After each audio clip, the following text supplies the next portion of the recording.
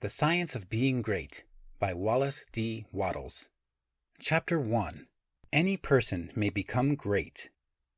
There is a principle of power in every person. By the intelligent use and direction of this principle, man can develop his own mental faculties. Man has an inherent power by which he may grow in whatsoever direction he pleases, and there does not appear to be any limit to the possibilities of his growth. No man has yet become so great in any faculty but that it is possible for someone else to become greater. The possibility is in the original substance from which man is made. Genius is omniscience flowing into man. Genius is more than talent. Talent may merely be one faculty developed out of proportion to other faculties, but genius is the union of man and God in the acts of the soul. Great men are always greater than their deeds. They are in connection with a reserve power that is without limit. We do not know where the boundary of the mental powers of man is. We do not even know that there is a boundary. The power of conscious growth is not given to the lower animals. It is man's alone, and may be developed and increased by him. The lower animals can, to a great extent, be trained and developed by man. But man can train and develop himself. He alone has this power, and he has it to an apparently unlimited extent.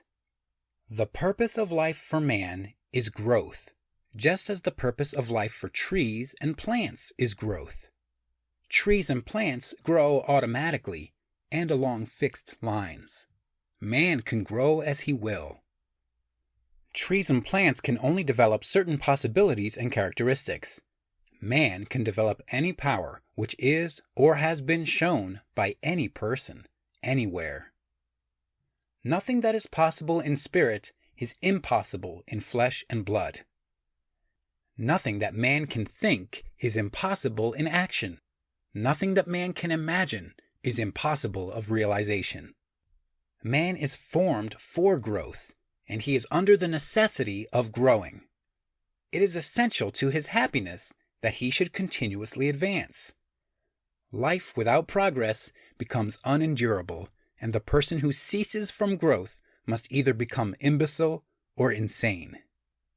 The greater and more harmonious and well-rounded his growth, the happier man will be. There is no possibility in any man that is not in every man, but if they proceed naturally, no two men will grow into the same thing, or be alike. Every man comes into the world with a predisposition to grow along certain lines, and growth is easier for him along those lines than in any other way. This is a wise provision, for it gives endless variety. It is as if a gardener would throw all his bulbs into one basket. To the superficial observer, they would look alike, but growth reveals a tremendous difference. So of men and women. They are like the basket of bulbs. One may be a rose and add brightness and color to some dark corner of the world. One may be a lily and teach a lesson of love and purity to every eye that sees. One may be a climbing vine and hide the rugged outlines of some dark rock. One may be a great oak among whose boughs the birds shall nest and sing, and beneath whose shade the flocks shall rest at noon. But every one will be something worth while, something rare, something perfect. There are undreamed of possibilities in the common lives all around us. In a large sense, there are no common people. In times of national stress and peril, the cracker-box loafer of the corner store and the village drunkard become heroes and statesmen through the quickening of the principle of power within them. There is a genius in every man and woman, waiting to be brought forth. Every village has its great man or woman, someone to whom all go for advice in time of trouble, someone who is instinctively recognized as being great in wisdom and insight. To such a one, the minds of the whole community turn in times of local crisis. He is tacitly recognized as being great. He does small things in a great way. He could do great things as well if he did but undertake them. So can any man. So can you. The principle of power gives us just what we ask of it. If we only undertake little things, it only gives us power for little things. But if we try to do great things in a great way, it gives us all the power there is. But beware of undertaking great things in a small way. Of that we shall speak farther on. There are two mental attitudes a man may take. One makes him like a football. It has resilience and reacts strongly when force is applied to it, but it originates nothing. It never acts of itself. There is no power within it. Men of this type are controlled by circumstances and environment. Their destinies are decided by things external to themselves. The principle of power within them is never really active at all. They never speak or act from within. The other attitude makes men like a flowing spring. Power comes out from the center of him. He has within him a well of water springing up into everlasting life. He radiates force. He is felt by his environment. The principle of power in him is in constant action. He is self-active. He hath life in himself. No greater good can come to any man or woman than to become self-active. All the experiences of life are designed by Providence to force men and women into self-activity, to compel them to cease being creatures of circumstances and master their environment. In his lowest stage, man is the child of chance and circumstance, and the slave of fear. His acts are all reactions, resulting from the impingement upon him of forces in his environment. He acts only as he is acted upon. He originates nothing. But the lowest savage has within him a principle of power sufficient to master all that he fears, and if he learns this and becomes self-active, he becomes as one of the gods. The awakening of the principle of power in man is the real conversion, the passing from death to life. It is when the dead hear the voice of the Son of Man and come forth and live. It is the resurrection and the life. When it is awakened, man becomes a son of the highest, and all power is given to him in heaven and on earth. Nothing was ever in any man that is not in you. No man ever had more spiritual or mental power than you can attain, or did greater things than you can accomplish. You can become what you want to be. End of Chapter 1. Chapter 2 of The Science of Being Great by Wallace D. Wattles. Heredity and Opportunity. You are not barred from attaining greatness by heredity. No matter who or what your ancestors may have been, or how unlearned or lowly their station, the upward way is open for you. There is no such thing as inheriting a fixed mental position. No matter how small the mental capital we receive from our parents, it may be increased. No man is born incapable of growth. Heredity counts for something. We are born with subconscious mental tendencies, as, for instance, a tendency to melancholy, or cowardice, or to ill temper, but all these subconscious tendencies may be overcome. When the real man awakens and comes forth, he can throw them off very easily. Nothing of this kind need keep you down. If you have inherited undesirable mental tendencies, you can eliminate them and put desirable tendencies in their places. An inherited mental trait is a habit of thought of your father or mother impressed upon your subconscious mind. You can substitute the opposite impression by forming the opposite habit of thought. You can substitute a habit of cheerfulness for a tendency to despondency. You can overcome cowardice or ill temper.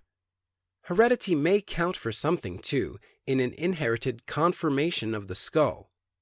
There is something in phrenology, if not so much as its exponents claim for it. It is true that the different faculties are localized in the brain, and that the power of a faculty depends upon the number of active brain cells in its area. A faculty whose brain area is large is likely to act with more power than one whose cranial section is small. Hence, persons with certain conformations of the skull show talent as musicians, orators, mechanics, and so on. It has been argued from this that a man's cranial formation must, to a great extent, decide his station in life, but this is an error.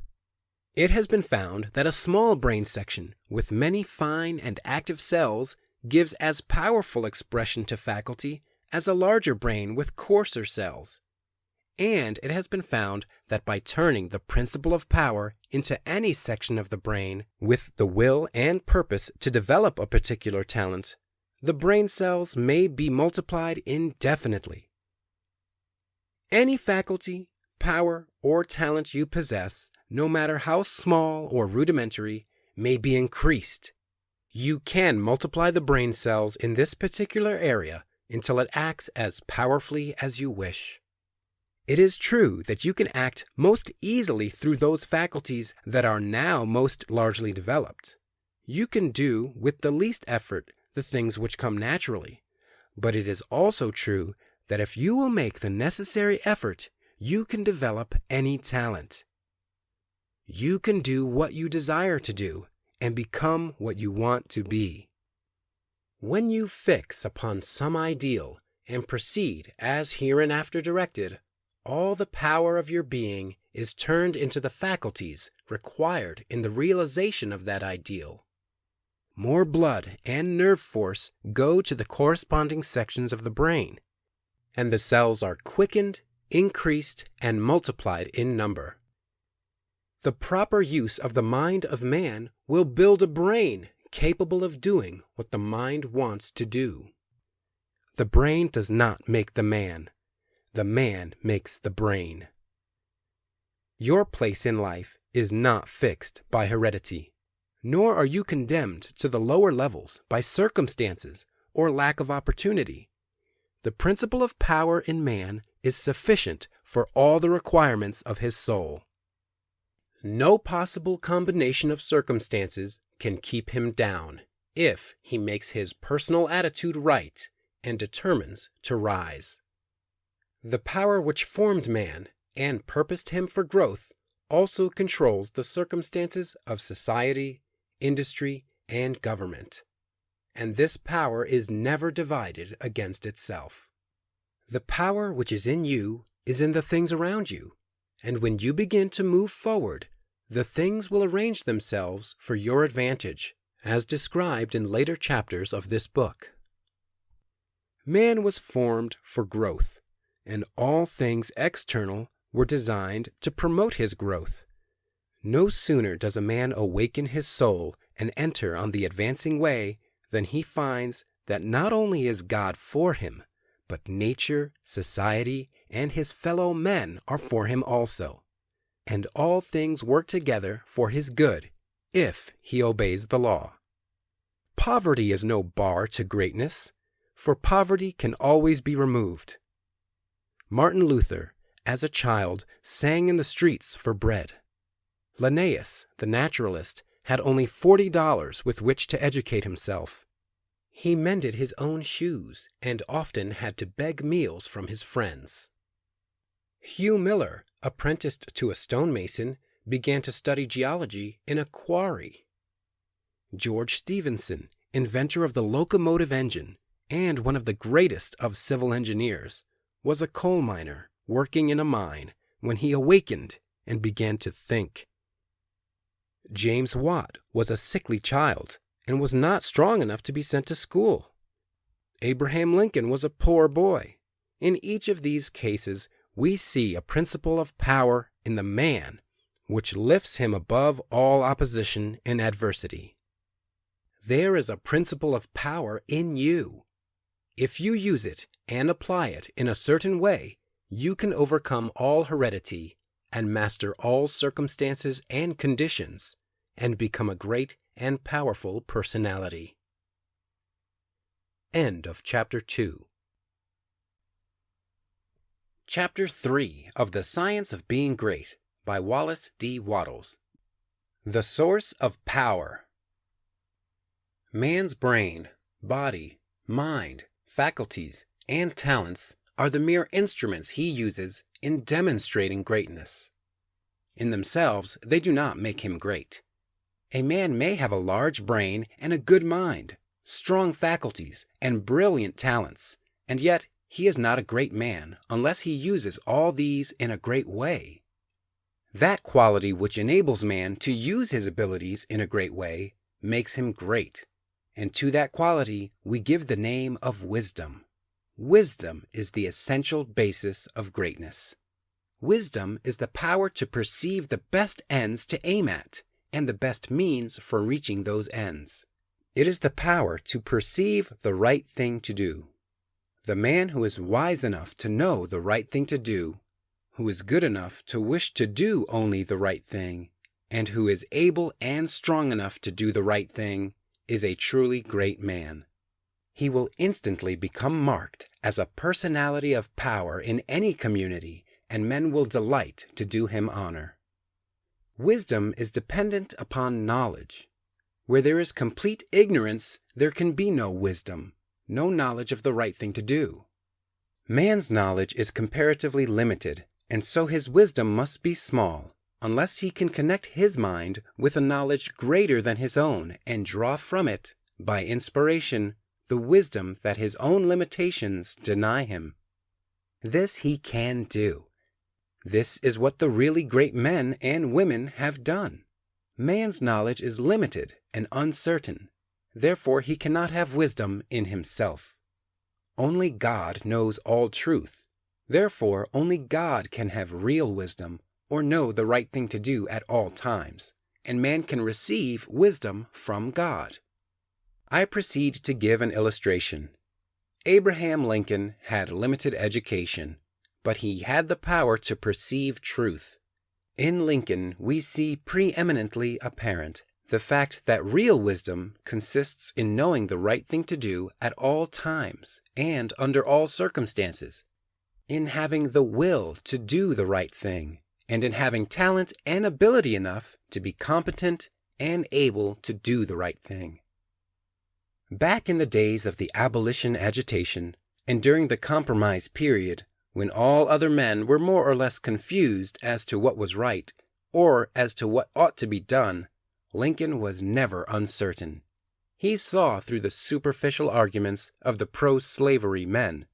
He saw also the impracticability and fanaticism of the abolitionists. He saw the right ends to aim at, and he saw the best means to attain those ends. It was because men recognized that he perceived truth and knew the right thing to do that they made him president. Any man who develops the power to perceive truth and who can show that he always knows the right thing to do and that he can be trusted to do the right thing will be honored and advanced.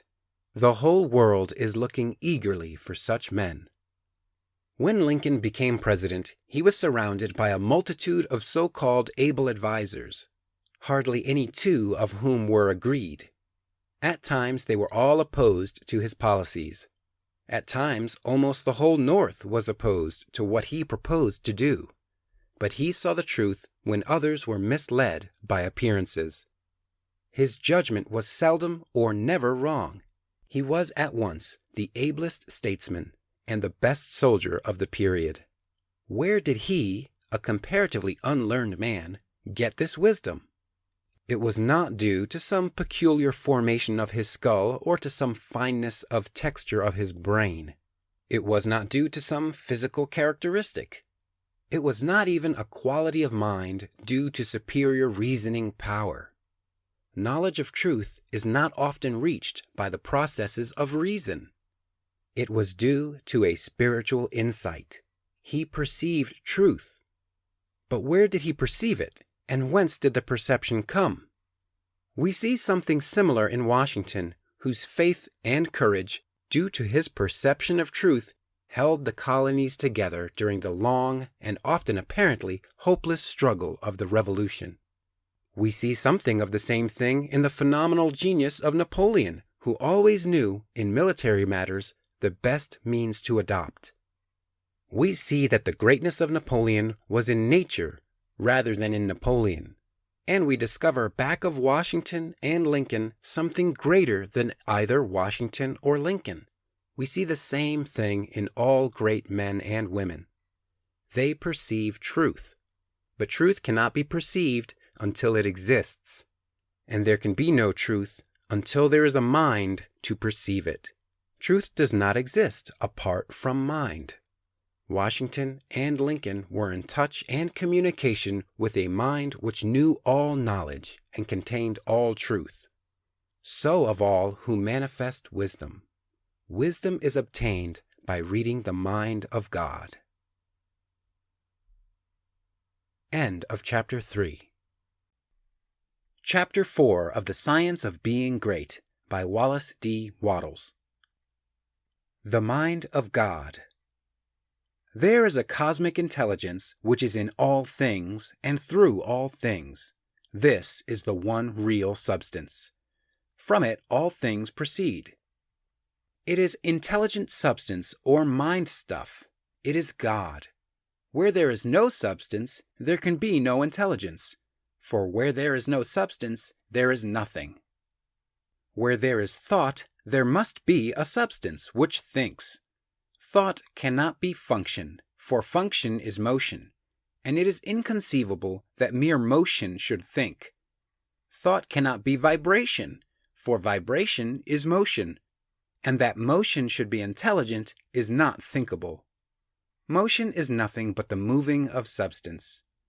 If there be intelligence shown, it must be in the substance and not in the motion.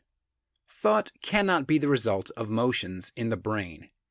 If thought is in the brain, it must be in the brain's substance, and not in the motions which brain substance makes. But thought is not in the brain substance, for brain substance without life is quite unintelligent and dead. Thought is in the life principle which animates the brain, in the spirit substance which is the real man. The brain does not think. The man thinks and expresses his thought through the brain. There is a spirit substance which thinks. Just as the spirit substance of man permeates his body and thinks and knows in the body, so the original spirit substance, God, permeates all nature and thinks and knows in nature. Nature is as intelligent as man and knows more than man. Nature knows all things. The All-Mind has been in touch with all things from the beginning, and it contains all knowledge. Man's experience covers a few things, and these things man knows, but God's experience covers all the things that have happened since the creation, from the wreck of a planet or the passing of a comet to the fall of a sparrow.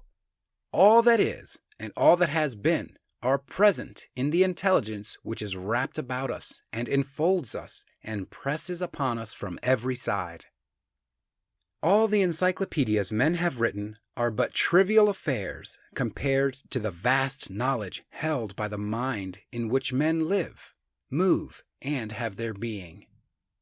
The truths men perceive by inspiration are thoughts held in this mind. If they were not thoughts, men could not perceive them, for they would have no existence, and they could not exist as thoughts unless there is a mind for them to exist in, and a mind can be nothing else than a substance which thinks. Man is thinking substance, a portion of the cosmic substance, but man is limited, while the cosmic intelligence from which he sprang, which Jesus calls the Father, is unlimited. All intelligence, power, and force come from the Father. Jesus recognized this and stated it very plainly. Over and over again he ascribed all his wisdom and power to his unity with the Father, and to his perceiving the thoughts of God. My Father and I are one. This was the foundation of his knowledge and power. He showed the people the necessity of becoming spiritually awakened, of hearing his voice and becoming like him. He compared the unthinking man, who is the prey and sport of circumstances, to the dead man in a tomb, and besought him to hear and come forth. God is spirit, he said. Be born again, become spiritually awake, and you may see his kingdom. Hear my voice, see what I am and what I do, and come forth and live. The words I speak are spirit and life. Accept them, and they will cause a well of water to spring up within you. Then you will have life within yourself. I do what I see the Father do, he said, meaning that he read the thoughts of God. The Father showeth all things to the Son. If any man has the will to do the will of God, he shall know truth. My teaching is not my own, but his that sent me. You shall know the truth, and the truth shall make you free. The Spirit shall guide you into all truth. We are immersed in mind, and that mind contains all knowledge and all truth. It is seeking to give us this knowledge, for our Father delights to give good gifts to his children. The prophets and seers and great men and women, past and present, were made great by what they received from God, not by what they were taught by men. This limitless reservoir of wisdom and power is open to you. You can draw upon it as you will, according to your needs. You can make yourself what you desire to be. You can do what you wish to do. You can have what you want. To accomplish this, you must learn to become one with the Father, so that you may perceive truth, so that you may have wisdom and know the right ends to seek and the right means to use to attain those ends, and so that you may secure power and ability to use the means. In closing this chapter, resolve that you will now lay aside all else and concentrate upon the attainment of conscious unity with God. Oh, when I am safe in my sylvan home, I tread on the pride of Greece and Rome. And when I am stretched beneath the pines, where the evening star so holy shines, I laugh at the lore and pride of man, at the sophist schools and the learned clan. For what are they all in their high conceit, when man in the bush with God may meet? End of Chapter 4. Chapter 5 of The Science of Being Great by Wallace D. Wattles. Preparation. Draw nigh to God, and he will draw nigh to you. If you become like God, you can read his thoughts, and if you do not, you will find the inspirational perception of truth impossible. You can never become a great man or woman until you have overcome anxiety, worry, and fear. It is impossible for an anxious person, a worried one, or a fearful one to perceive truth. All things are distorted and thrown out of their proper relations by such mental states, and those who are in them cannot read the thoughts of God. If you are poor, or if you are anxious about business or financial matters, you are recommended to study carefully the first volume of this series, The Science of Getting Rich. That will present to you a solution for your problems of this nature, no matter how large or how complicated they may seem to be. There is not the least cause for worry about financial affairs. Every person who wills to do so may rise above want, have all he needs, and become rich. The same source upon which you propose to draw for mental unfoldment and spiritual power is at your service for the supply of all your material wants. Study this truth until it is fixed in your thoughts, and until anxiety is banished from your mind. Enter the certain way which leads to material riches. Again, if you are anxious or worried about your health, realize it is possible for you to attain perfect health so that you may have strength sufficient for all that you wish to do and more. That intelligence which stands ready to give you wealth and mental and spiritual power will rejoice to give you health also.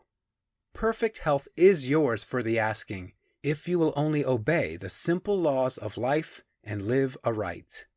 Conquer ill health and cast out fear.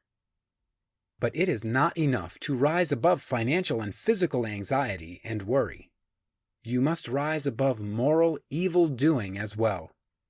Sound your inner consciousness now for the motives which actuate you and make sure they are right.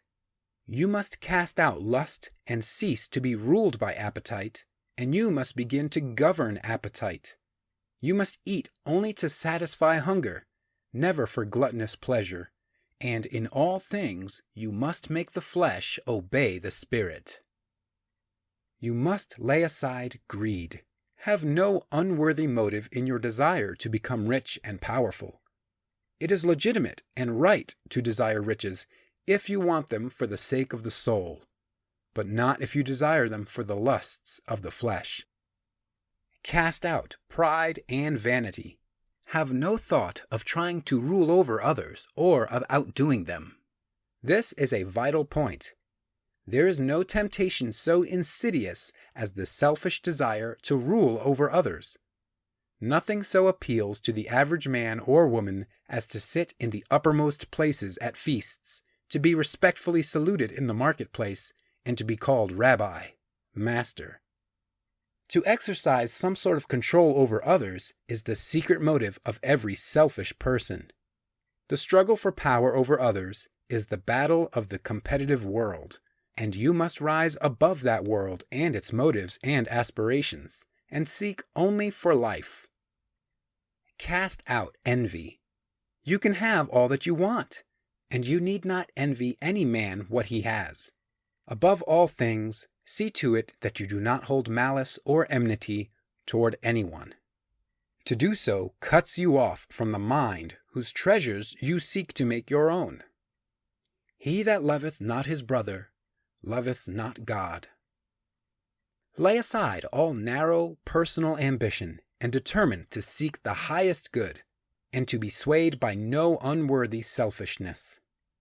Go over all the foregoing and set these moral temptations out of your heart, one by one. Determine to keep them out.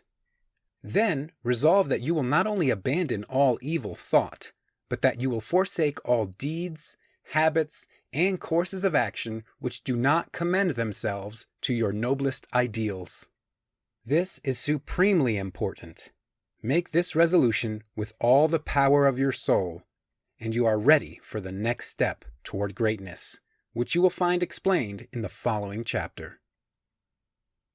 End of Chapter 5. Chapter 6 of The Science of Being Great by Wallace D. Wattles. The Social Point of View. Without faith, it is impossible to please God, and without faith, it is impossible for you to become great. The distinguishing characteristic of all really great men and women is an unwavering faith. We see this in Lincoln during the dark days of the war. We see it in Washington at Valley Forge. We see it in Livingstone, the crippled missionary threading the mazes of the dark continent, his soul aflame with the determination to let in the light upon the accursed slave trade, which his soul abhorred. We see it in Luther and in Francis Willard, in every man and woman who has attained a place on the muster roll of the great ones of the world. Faith, not a faith in one's self or in one's own powers, but faith in principle, in the something great which upholds right, and which may be relied upon to give us the victory in due time. Without this faith, it is not possible for anyone to rise to real greatness. The man who has no faith in principle will always be a small man. Whether you have this faith or not depends upon your point of view. You must learn to see the world as being produced by evolution, as a something which is evolving and becoming, not as a finished work. Millions of years ago, God worked with very low and crude forms of life. Low and crude, yet each perfect after its kind. Higher and more complex organisms, animal and vegetable, appeared through the successive ages. The earth passed through stage after stage in its unfoldment, each stage perfect in itself, and to be succeeded by a higher one. What I wish you to note is that the so-called lower organisms are as perfect after their kind as the higher ones. That the world in the Eocene period was perfect for that period. It was perfect, but God's work was not finished. This is true of the world today. Physically, socially, and industrially, it is all good, and it is all perfect. It is not complete anywhere or in any part, but so far as the handiwork of God has gone, it is perfect. This must be your point of view, that the world and all it contains is perfect, though not completed. All's right with the world. That is the great fact. There is nothing wrong with anything. There is nothing wrong with anybody. All the facts of life you must contemplate from this standpoint. There is nothing wrong with nature. Nature is a great advancing presence, working beneficently for the happiness of all. All things in nature are good. She has no evil. She is not complete, for creation is still unfinished, but she is going on to give to man even more bountifully than she has given to him in the past. Nature is a partial expression of God, and God is love. She is perfect, but not complete. So of human society and government. What though there are trusts and combinations of capital and strikes and lockouts and so on? All these things are part of the forward movement. They are incidental to the evolutionary process of completing society. When it is complete, there will be no more of these inharmonies, but it cannot be completed without them. J.P. Morgan is as necessary to the coming social order as the strange animals of the age of reptiles were to the life of the succeeding period. And just as these animals were perfect after their kind, so Morgan is perfect after his kind. Behold, it is all very good.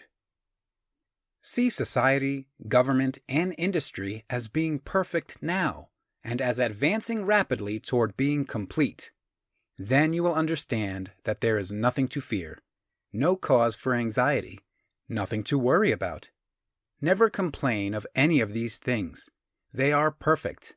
This is the very best possible world for the stage of development man has reached. This will sound like rank folly to many, perhaps to most people. What, they will say, are not child labor and the exploitation of men and women in filthy and unsanitary factories evil things? Are not saloons evil? Do you mean to say that we shall accept all these and call them good? Child labor and similar things are no more evil than the way of living and the habits and practices of the cave dweller were evil. His ways were those of the savage stage of man's growth, and for that stage they were perfect. Our industrial practices are those of the savage stage of industrial development, and they are also perfect. Nothing better is possible until we cease to be mental savages in industry and business and become men and women. This can only come about by the rise of the whole race to a higher viewpoint, and this can only come about by the rise of such individuals here and there as are ready for the higher viewpoint. The cure for all these inharmonies lies not with the masters or employers, but with the workers themselves. Whenever they reach a higher viewpoint, whenever they shall desire to do so, they can establish complete brotherhood and harmony in industry.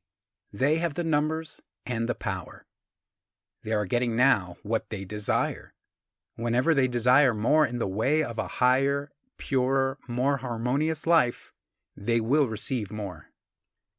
True, they want more now, but they only want more of the things that make for animal enjoyment, and so industry remains in the savage, brutal, animal stage. When the workers begin to rise to the mental plane of living and ask for more of the things that make for the life of the mind and soul, industry will at once be raised above the plane of savagery and brutality. But it is perfect now upon its plane. Behold, it is all very good. So of saloons and dens of vice. If a majority of the people desire these things, it is right and necessary that they should have them. When a majority desire a world without such discords, they will create such a world. So long as men and women are on the plane of bestial thought, so long the social order will be in part disorder and will show bestial manifestations. The people make society what it is, and as the people rise above the bestial thought, society will rise above the beastly in its manifestations. But a society which thinks in a bestial way must have saloons and dives. It is perfect after its kind, as the world was in the Eocene period, and very good. All this does not prevent you from working for better things. You can work to complete an unfinished society, instead of to renovate a decaying one, and you can work with a better heart and a more hopeful spirit. It will make an immense difference with your faith and spirit whether you look upon civilization as a good thing which is becoming better, or as a bad and evil thing which is decaying. One viewpoint gives you an advancing and expanding mind, and the other gives you a descending and decreasing mind.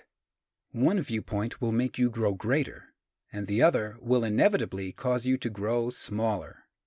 One will enable you to work for the eternal things, to do large works in a great way toward the completing of all that is incomplete and inharmonious. And the other will make you a mere patchwork reformer, working almost without hope to save a few lost souls from what you will grow to consider a lost and doomed world. So you see, it makes a vast difference to you, this matter of the social viewpoint. All's right with the world. Nothing can possibly be wrong but my personal attitude, and I will make that right. I will see the facts of nature and all the events, circumstances, and conditions of society, politics, government, and industry from the highest viewpoint. It is all perfect, though incomplete. It is all the handiwork of God. Behold, it is all very good. End of Chapter 6. Chapter 7 of The Science of Being Great by Wallace D. Wattles. The Individual Point of View. Important as the matter of your point of view for the facts of social life is, it is of less moment than your viewpoint for your fellow men, for your acquaintances, friends, relatives, your immediate family, and most of all, yourself.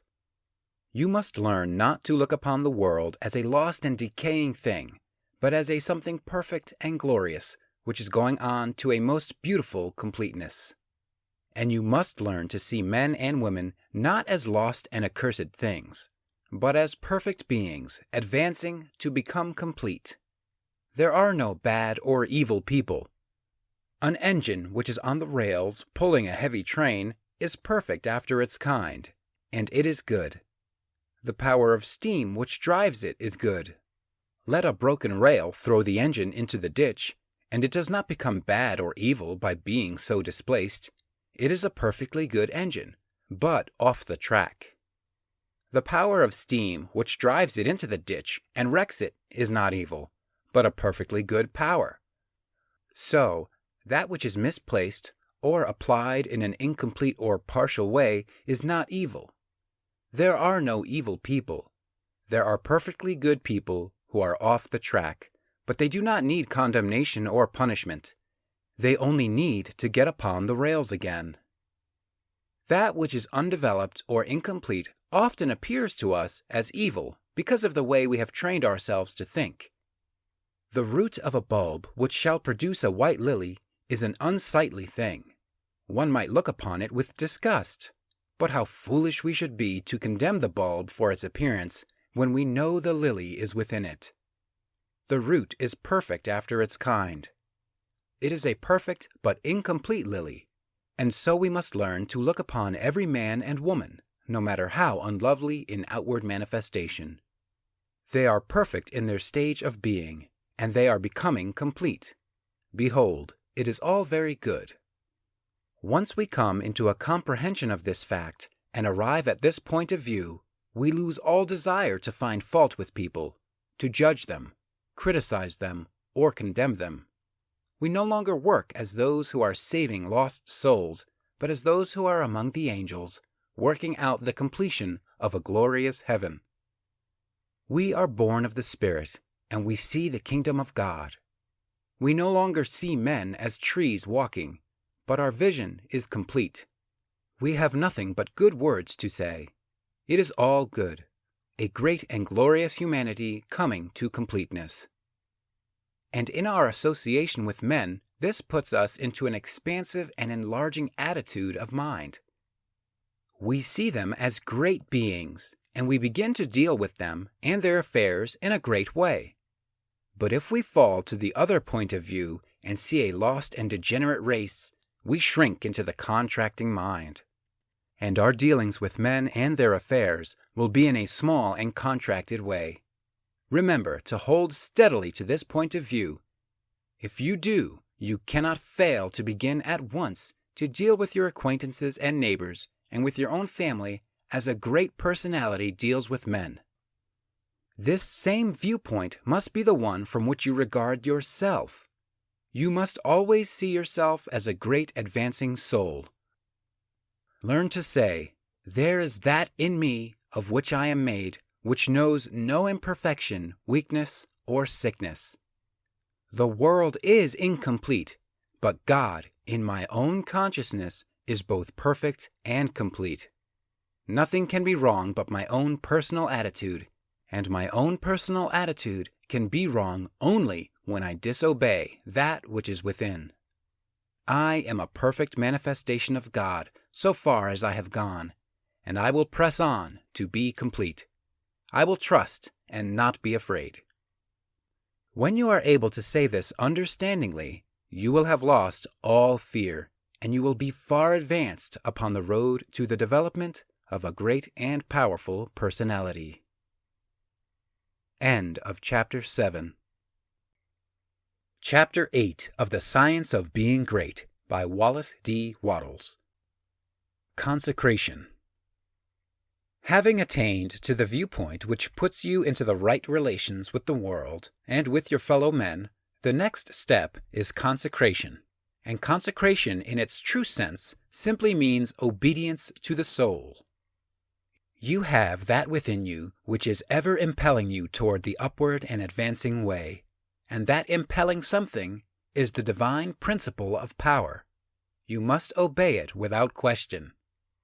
No one will deny the statement that if you are to be great, the greatness must be a manifestation of something within. Nor can you question that this something must be the very greatest and highest that is within. It is not the mind, or the intellect, or the reason. You cannot be great if you go no farther back for principle than to your reasoning power. Reason knows neither principle nor morality. Your reason is like a lawyer in that it will argue for either side. The intellect of a thief will plan robbery and murder as readily as the intellect of a saint will plan a great philanthropy. Intellect helps us to see the best means and manner of doing the right thing, but intellect never shows us the right thing. Intellect and reason serve the selfish man for his selfish ends as readily as they serve the unselfish man for his unselfish ends. Use intellect and reason without regard to principle, and you may become known as a very able person, but you will never become known as a person whose life shows the power of real greatness. There is too much training of the intellect and reasoning powers, and too little training in obedience to the soul. This is the only thing that can be wrong with your personal attitude, when it fails to be one of obedience to the principle of power. By going back to your own center, you can always find the pure idea of right for every relationship. To be great and to have power, it is only necessary to conform your life to the pure idea as you find it in the great within. Every compromise on this point is made at the expense of a loss of power. This you must remember. There are many ideas in your mind which you have outgrown, and which, from force of habit, you still permit to dictate the actions of your life. Cease all this. Abandon everything you have outgrown. There are many ignoble customs, social and other, which you still follow, although you know they tend to dwarf and belittle you and keep you acting in a small way. Rise above all this. I do not say that you should absolutely disregard conventionalities or the commonly accepted standards of right and wrong. You cannot do this. But you can deliver your soul from most of the narrow restrictions which bind the majority of your fellow men. Do not give your time and strength to the support of obsolete institutions, religious or otherwise. Do not be bound by creeds in which you do not believe. Be free. You have perhaps formed some sensual habits of mind or body. Abandon them. You still indulge in distrustful fears that things will go wrong, or that people will betray you or mistreat you. Get above all of them. You still act selfishly in many ways and on many occasions. Cease to do so. Abandon all these, and in place of them, put the best actions you can form a conception of in your mind. If you desire to advance and you are not doing so, remember that it can be only because your thought is better than your practice. You must do as well as you think. Let your thoughts be ruled by principle, and then live up to your thoughts. Let your attitude in business, in politics, in neighborhood affairs, and in your own home be the expression of the best thoughts you can think. Let your manner toward all men and women, great and small, and especially to your own family circle, always be the most kindly, gracious, and courteous you can picture in your imagination. Remember your viewpoint. You are a god in the company of gods, and must conduct yourself accordingly. The steps to complete consecration are few and simple. You cannot be ruled from below if you are to be great. You must rule from above. Therefore, you cannot be governed by physical impulses. You must bring your body into subjection to the mind. But your mind, without principle, may lead you into selfishness and immoral ways. You must put the mind into subjection to the soul, and your soul is limited by the boundaries of your knowledge. You must put it into subjection to that over-soul, which needeth no searching of the understanding, but before whose eyes all things are spread. That constitutes consecration. Say, I surrender my body to be ruled by my mind. I surrender my mind to be governed by my soul, and I surrender my soul to the guidance of God. Make this consecration complete and thorough, and you have taken the second great step in the way of greatness and power. End of Chapter 8. Chapter 9 of The Science of Being Great by Wallace D. Wattles. Identification.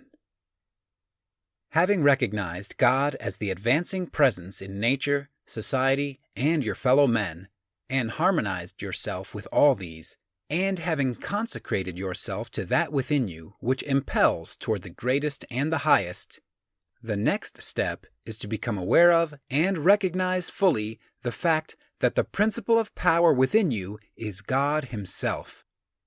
You must consciously identify yourself with the highest. This is not some false or untrue position to be assumed. It is a fact to be recognized. You are already one with God. You want to become consciously aware of it. There is one substance, the source of all things, and this substance has within itself the power which creates all things.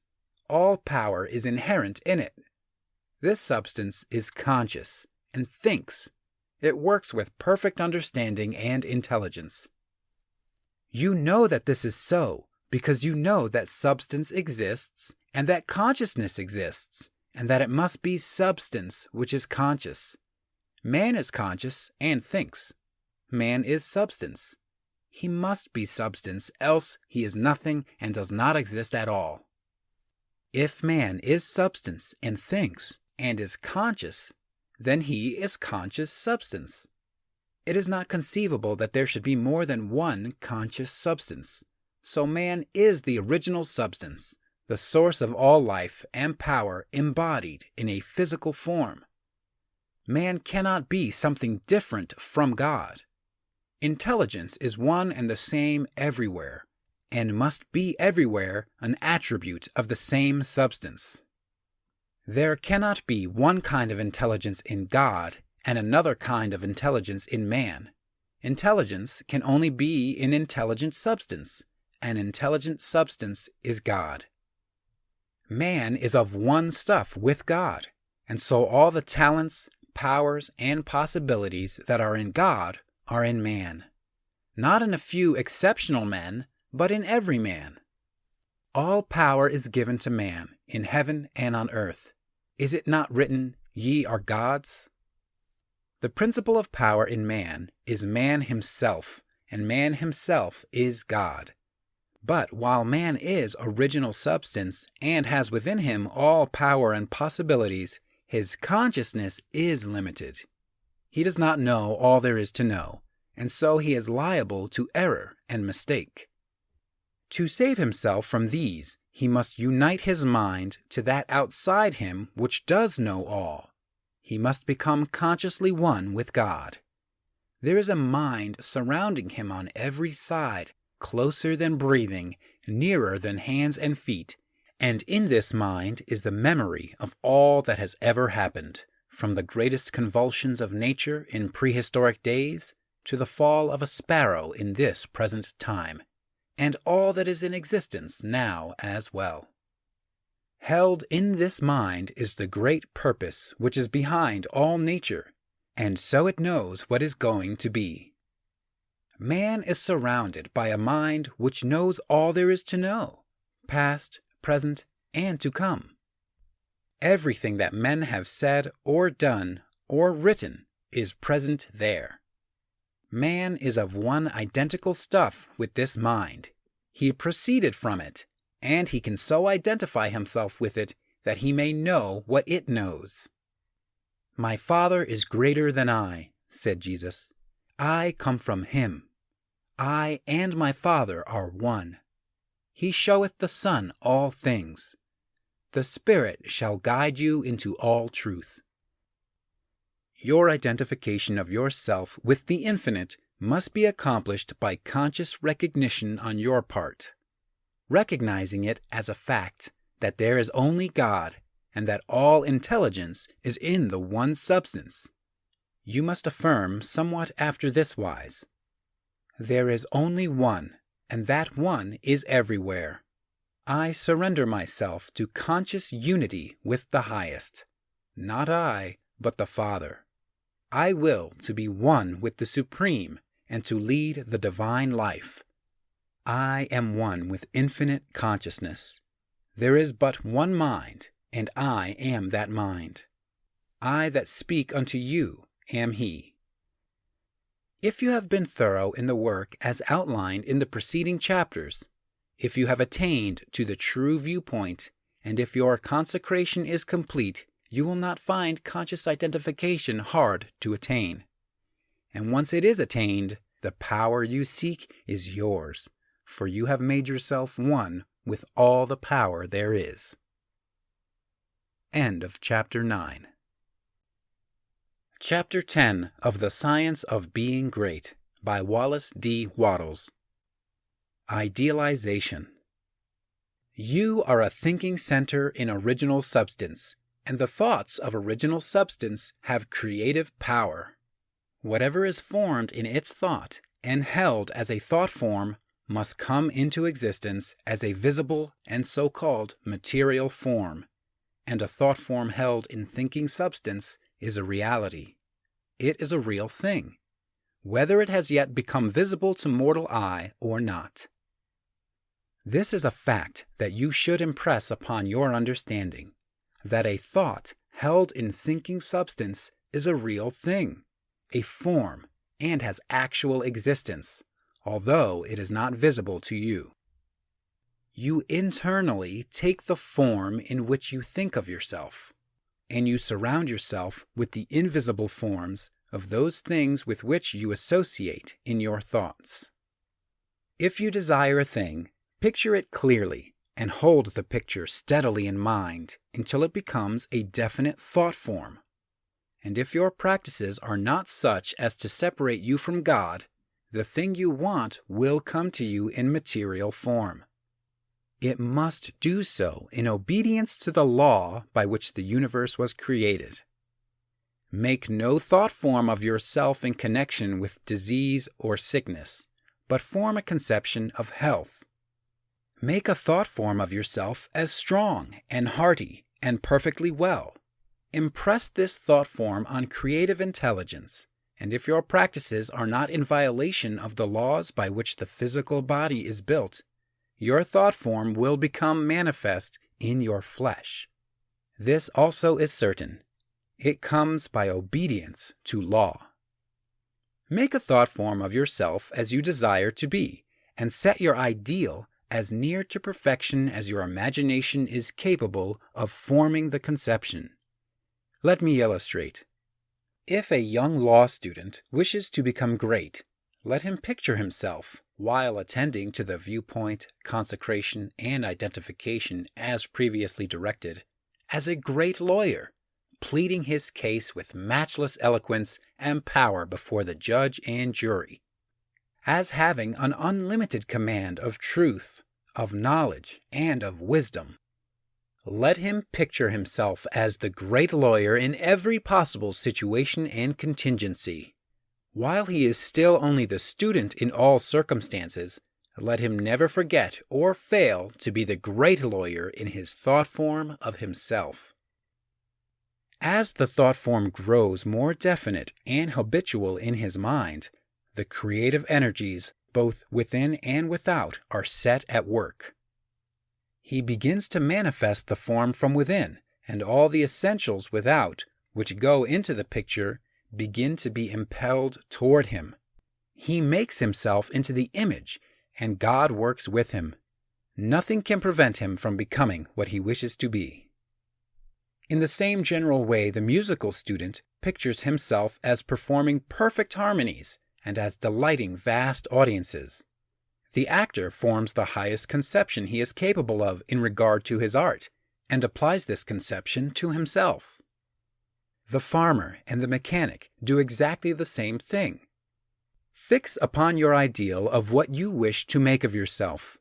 Consider well and be sure that you make the right choice, that is, the one which will be the most satisfactory to you in a general way. Do not pay too much attention to the advice or suggestions of those around you.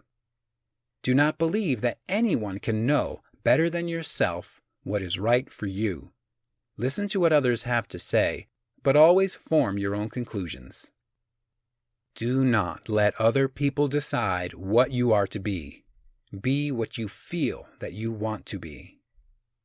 Do not be misled by a false notion of obligation or duty.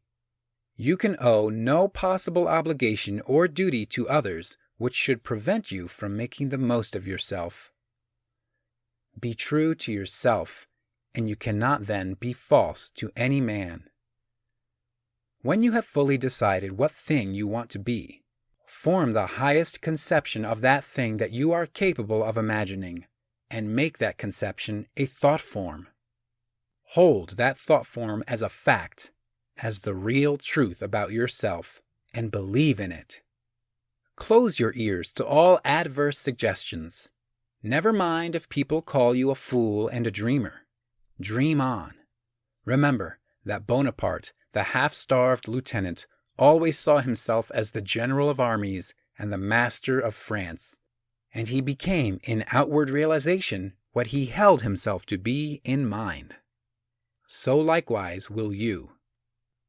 Attend carefully to all that has been said in the preceding chapters, and act as directed in the following ones, and you will become what you want to be. End of Chapter 10. Chapter 11 of The Science of Being Great by Wallace D. Wattles. Realization. If you were to stop with the close of the last chapter, however, you would never become great. You would be indeed a mere dreamer of dreams, a castle builder. Too many do stop there. They do not understand the necessity for present action in realizing the vision and bringing the thought form into manifestation. Two things are necessary. First, the making of the thought form, and second, the actual appropriation to yourself of all that goes into and around the thought form. We have discussed the first. Now we will proceed to give directions for the second. When you have made your thought form, you are already in your interior what you want to be. Next, you must become externally what you want to be. You are already great within, but you are not yet doing the great things without. You cannot begin on the instant to do the great things. You cannot be before the world the great actor or lawyer or musician or personality you know yourself to be. No one will entrust great things to you as yet, for you have not made yourself known. But you can always begin to do small things in a great way. Here lies the whole secret. You can begin to be great today in your own home, in your store or office, on the street, everywhere. You can begin to make yourself known as great, and you can do this by doing everything you do in a great way. You must put the whole power of your great soul into every act, however small and commonplace, and so reveal to your family, your friends, and neighbors what you really are. Do not brag or boast of yourself. Do not go about telling people what a great personage you are. Simply live in a great way. No one will believe you if you tell him you are a great man, but no one can doubt your greatness if you show it in your actions.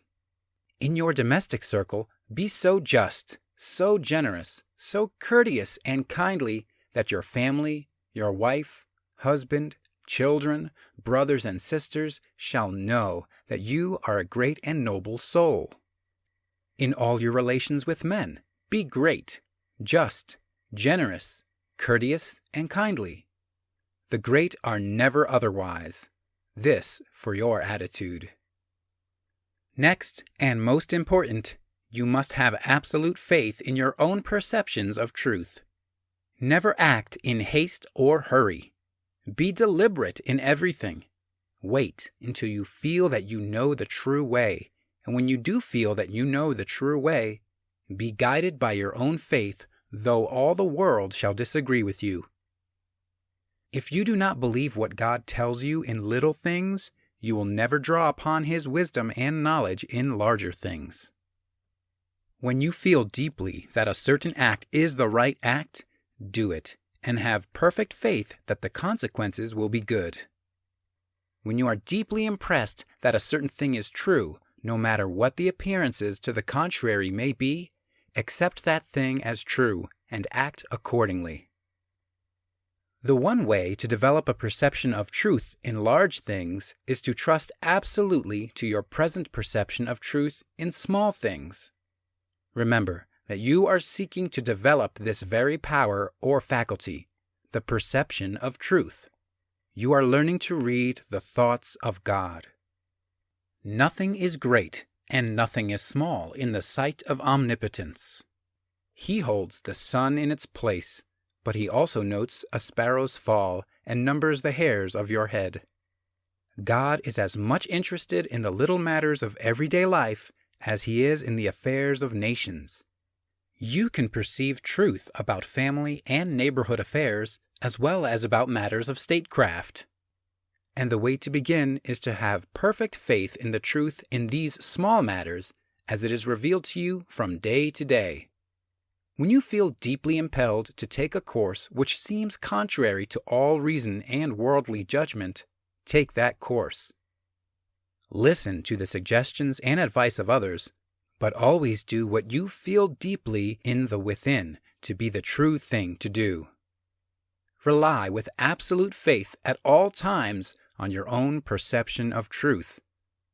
But be sure that you listen to God, that you do not act in haste, fear, or anxiety. Rely upon your perception of truth in all the facts and circumstances of life. If you deeply feel that a certain man will be in a certain place on a certain day, go there with perfect faith to meet him. He will be there no matter how unlikely it may seem. If you feel sure that certain people are making certain combinations or doing certain things, act in the faith that they are doing those things. If you feel sure of the truth of any circumstance or happening, near or distant, past, present, or to come, trust in your perception. You may make occasional mistakes at first because of your imperfect understanding of the within, but you will soon be guided almost invariably right.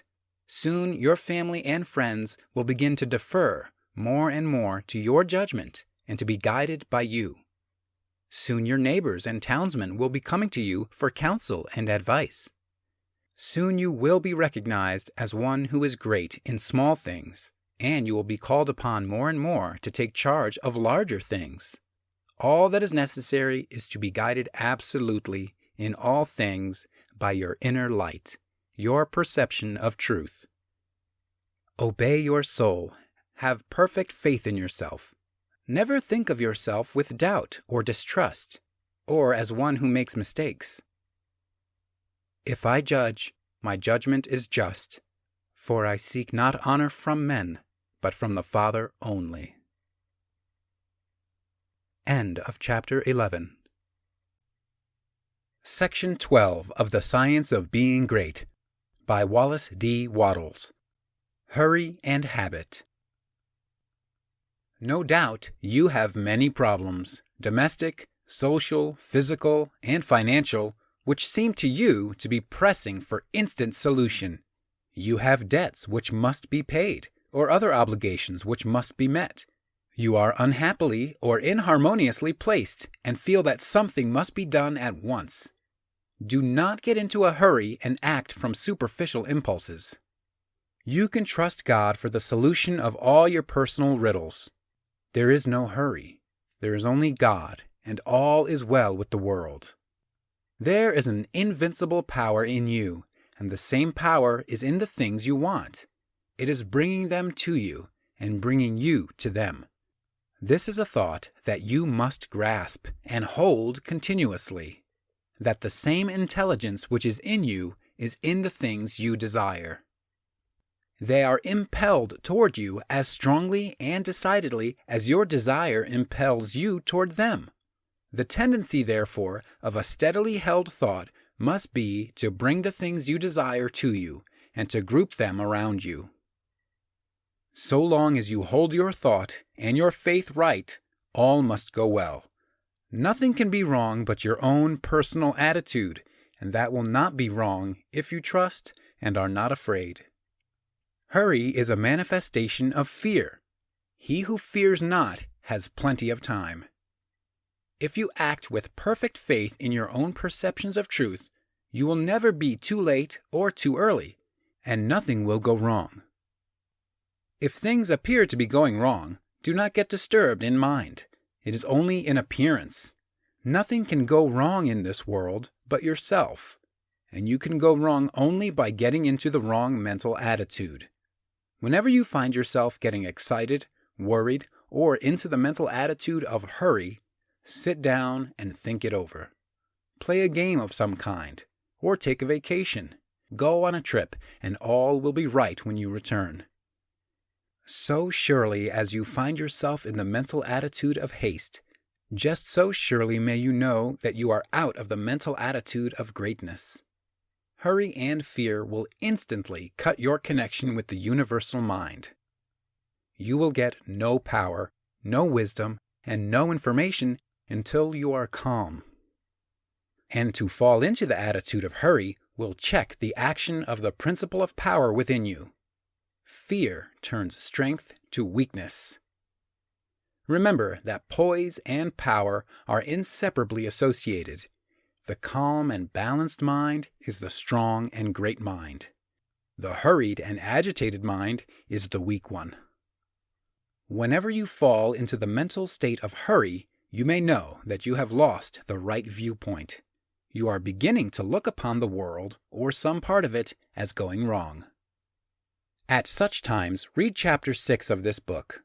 Consider the fact that this world is perfect now with all that it contains. Nothing is going wrong. Nothing can be wrong. Be poised. be calm, be cheerful, have faith in God. Next, as to habit. It is probable that your greatest difficulty will be to overcome your old habitual ways of thought and to form new habits. The world is ruled by habit. Kings, tyrants, masters, and plutocrats hold their positions solely because the people have come to habitually accept them. Things are as they are only because people have formed the habit of accepting them as they are. When the people change their habitual thought about governmental, social, and industrial institutions, they will change the institutions. Habit rules us all. You have formed, perhaps, the habit of thinking of yourself as a common person, as one of a limited ability, or as being more or less of a failure. Whatever you habitually think yourself to be, that you are. You must form now a greater and better habit. You must form a conception of yourself as a being of limitless power and habitually think that you are that being. It is the habitual, not the periodical thought that decides your destiny. It will avail you nothing to sit apart for a few moments several times a day to affirm that you are great, if during all the balance of the day, while you are about your regular vocation, you think of yourself as not great. No amount of praying or affirmation will make you great if you still habitually regard yourself as being small. The use of prayer and affirmation is to change your habit of thought. Any act, mental or physical, often repeated, becomes a habit. The purpose of mental exercises is to repeat certain thoughts over and over until the thinking of those thoughts becomes constant and habitual. The thoughts we continually repeat become convictions. What you must do is to repeat the new thought of yourself until it is the only way in which you think of yourself. Habitual thought, and not environment or circumstance, has made you what you are. Every person has some central idea or thought form of himself, and by this idea he classifies and arranges all his facts and external relationships. You are classifying your facts either according to the idea that you are a great and strong personality, or according to the idea that you are limited, common, or weak. If the latter is the case, you must change your central idea. Get a new mental picture of yourself. Do not try to become great by repeating mere strings of words or superficial formulae, but repeat over and over the thought of your own power and ability until you classify external facts and decide your place everywhere by this idea. In another chapter will be found an illustrative mental exercise and further directions on this point. End of Chapter 12. Chapter 13 of The Science of Being Great by Wallace D. Wattles. Thought. Greatness is attained only by the thinking of great thoughts. No man can become great in outward personality until he is great internally, and no man can be great internally until he thinks. No amount of education, reading, or study can make you great without thought, but thought can make you great with very little study. There are altogether too many people who are trying to make something of themselves by reading books without thinking. All such will fail. You are not mentally developed by what you read, but by what you think about what you read. Thinking is the hardest and most exhausting of all labor, and hence many people shrink from it. God has so formed us that we are continuously impelled to thought. We must either think or engage in some activity to escape thought. The headlong, continuous chase for pleasure in which most people spend all their leisure time is only an effort to escape thought. If they are alone, or if they have nothing amusing to take their attention, as a novel to read or a show to see, they must think, and to escape from thinking, they resort to novels, shows, and all the endless devices of the purveyors of amusement. Most people spend the greater part of their leisure time running away from thought. Hence, they are where they are. We never move forward until we begin to think. Read less and think more. Read about great things and think about great questions and issues. We have, at the present time, few really great figures in the political life of our country. Our politicians are a petty lot. There is no Lincoln, no Webster, no Clay, Calhoun, or Jackson. Why? Because our present statesmen deal only with sordid and petty issues, questions of dollars and cents, of expediency and party success, of material prosperity without regard to ethical right. Thinking along these lines does not call forth great souls. The statesmen of Lincoln's time and previous times dealt with questions of eternal truth, of human rights and justice. Men thought upon great themes. They thought great thoughts, and they became great men. Thinking, not mere knowledge or information, makes personality. Thinking is growth. You cannot think without growing. Every thought engenders another thought. Write one idea, and others will follow until you have written a page. You cannot fathom your own mind. It has neither bottom nor boundaries.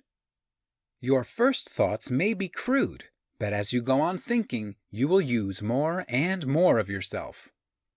You will quicken new brain cells into activity, and you will develop new faculties.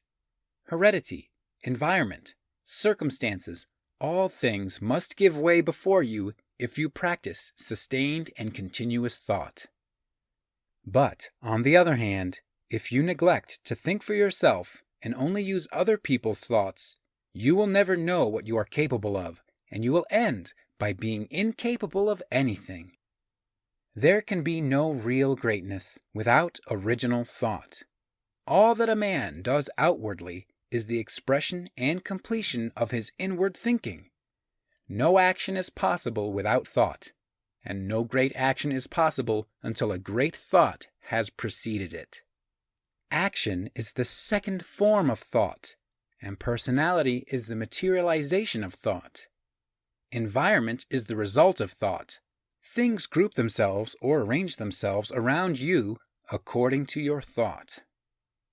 There is, as Emerson says, some central idea or conception of yourself by which all the facts of your life are arranged and classified. Change this central idea, and you change the arrangement or classification of all the facts and circumstances of your life. You are what you are because you think as you do. You are where you are because you think as you do. You see then the immense importance of thinking about the great essentials set forth in the preceding chapters. You must not accept them in any superficial way. You must think about them until they are a part of your central idea.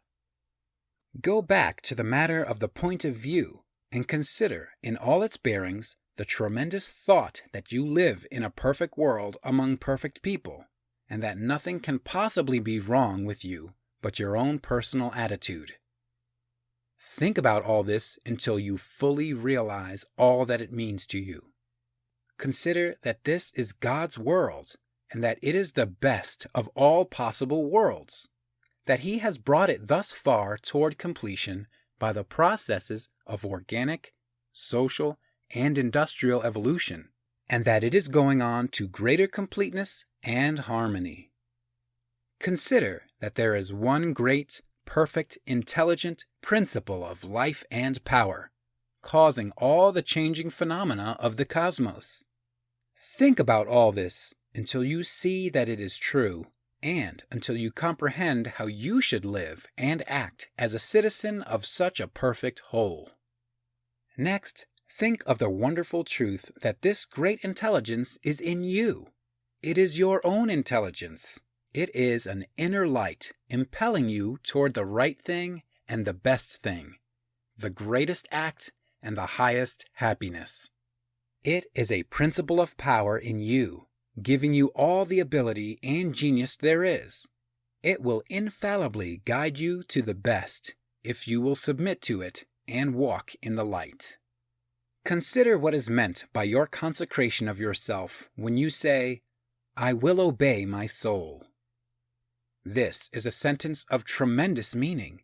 It must revolutionize the attitude and behavior of the average person. Then, think of your identification with this great Supreme, that all its knowledge is yours and all its wisdom is yours for the asking. You are a god if you think like a god. If you think like a god, you cannot fail to act like a god.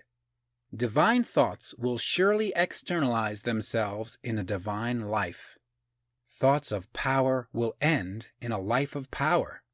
Great thoughts will manifest in a great personality. Think well of all this, and then you are ready to act. End of Chapter 13. Chapter 14 of The Science of Being Great by Wallace D. Wattles. Action at home. Do not merely think that you are going to become great. Think that you are great now. Do not think that you will begin to act in a great way at some future time. Begin now. Do not think that you will act in a great way when you reach a different environment. Act in a great way where you are now. Do not think that you will begin to act in a great way when you begin to deal with great things. Begin to deal in a great way with small things. Do not think that you will begin to be great when you get among more intelligent people or among people who understand you better. Begin now to deal in a great way with the people around you. If you are not in an environment where there is scope for your best powers and talents, you can move in due time. But meanwhile, you can be great where you are. Lincoln was as great when he was a backwoods lawyer as when he was president. As a backwoods lawyer, he did common things in a great way, and that made him president. Had he waited until he reached Washington to begin to be great, he would have remained unknown. You are not made great by the location in which you happen to be, nor by the things with which you may surround yourself. You are not made great by what you receive from others, and you can never manifest greatness so long as you depend on others. You will manifest greatness only when you begin to stand alone. Dismiss all thought of reliance on externals, whether things, books, or people. As Emerson said, Shakespeare will never be made by the study of Shakespeare. Shakespeare will be made by the thinking of Shakespearean thoughts. Never mind how the people around you, including those of your own household, may treat you. That has nothing at all to do with your being great. That is, it cannot hinder you from being great. People may neglect you and be unthankful and unkind in their attitude toward you. Does that prevent you from being great in your manner and attitude toward them? Your Father, said Jesus, is kind to the unthankful and the evil. Would God be great if he should go away and sulk because people were unthankful and did not appreciate him? Treat the unthankful and the evil in a great and perfectly kind way, just as God does. Do not talk about your greatness. You are really, in essential nature, no greater than those around you. You may have entered upon a way of living and thinking which they have not yet found, but they are perfect on their own plane of thought and action. You are entitled to no special honor or consideration for your greatness. You are a god, but you are among gods. You will fall into the boastful attitude if you see other people's shortcomings and failures and compare them with your own virtues and successes. And if you fall into the boastful attitude of mind, you will cease to be great and become small. Think of yourself as a perfect being among perfect beings, and meet every person as an equal, not as either a superior or an inferior. Give yourself no airs. Great people never do. Ask no honors, and seek for no recognition. Honors and recognition will come fast enough if you are entitled to them.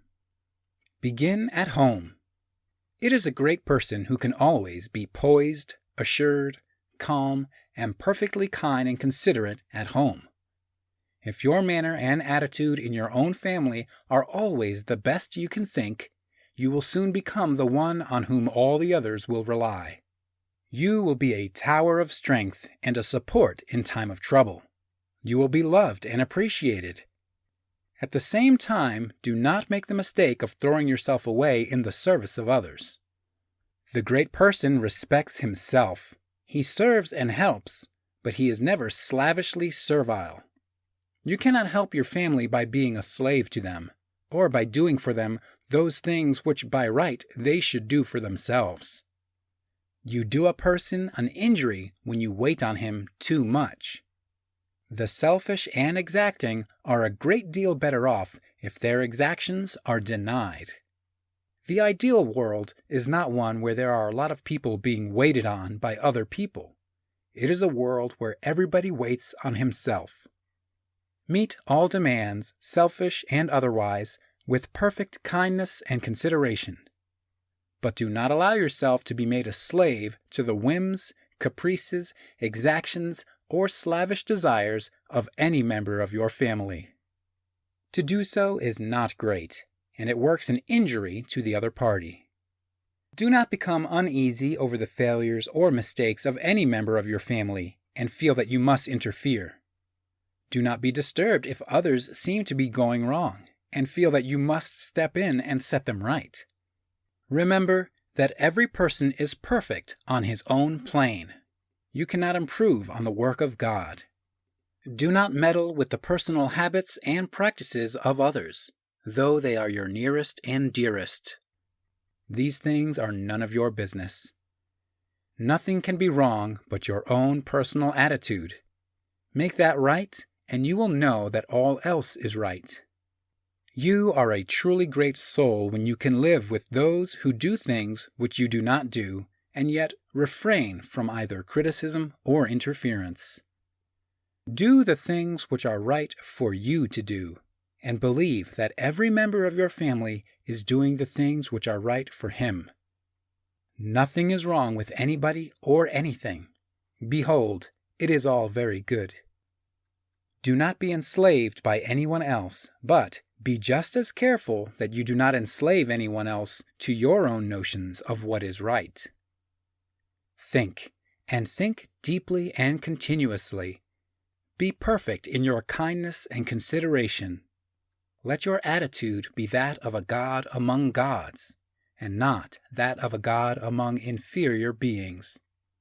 This is the way to be great in your own home. End of Chapter 14.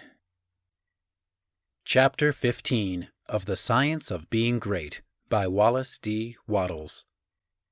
Action Abroad. The rules which apply to your action at home must apply to your action everywhere.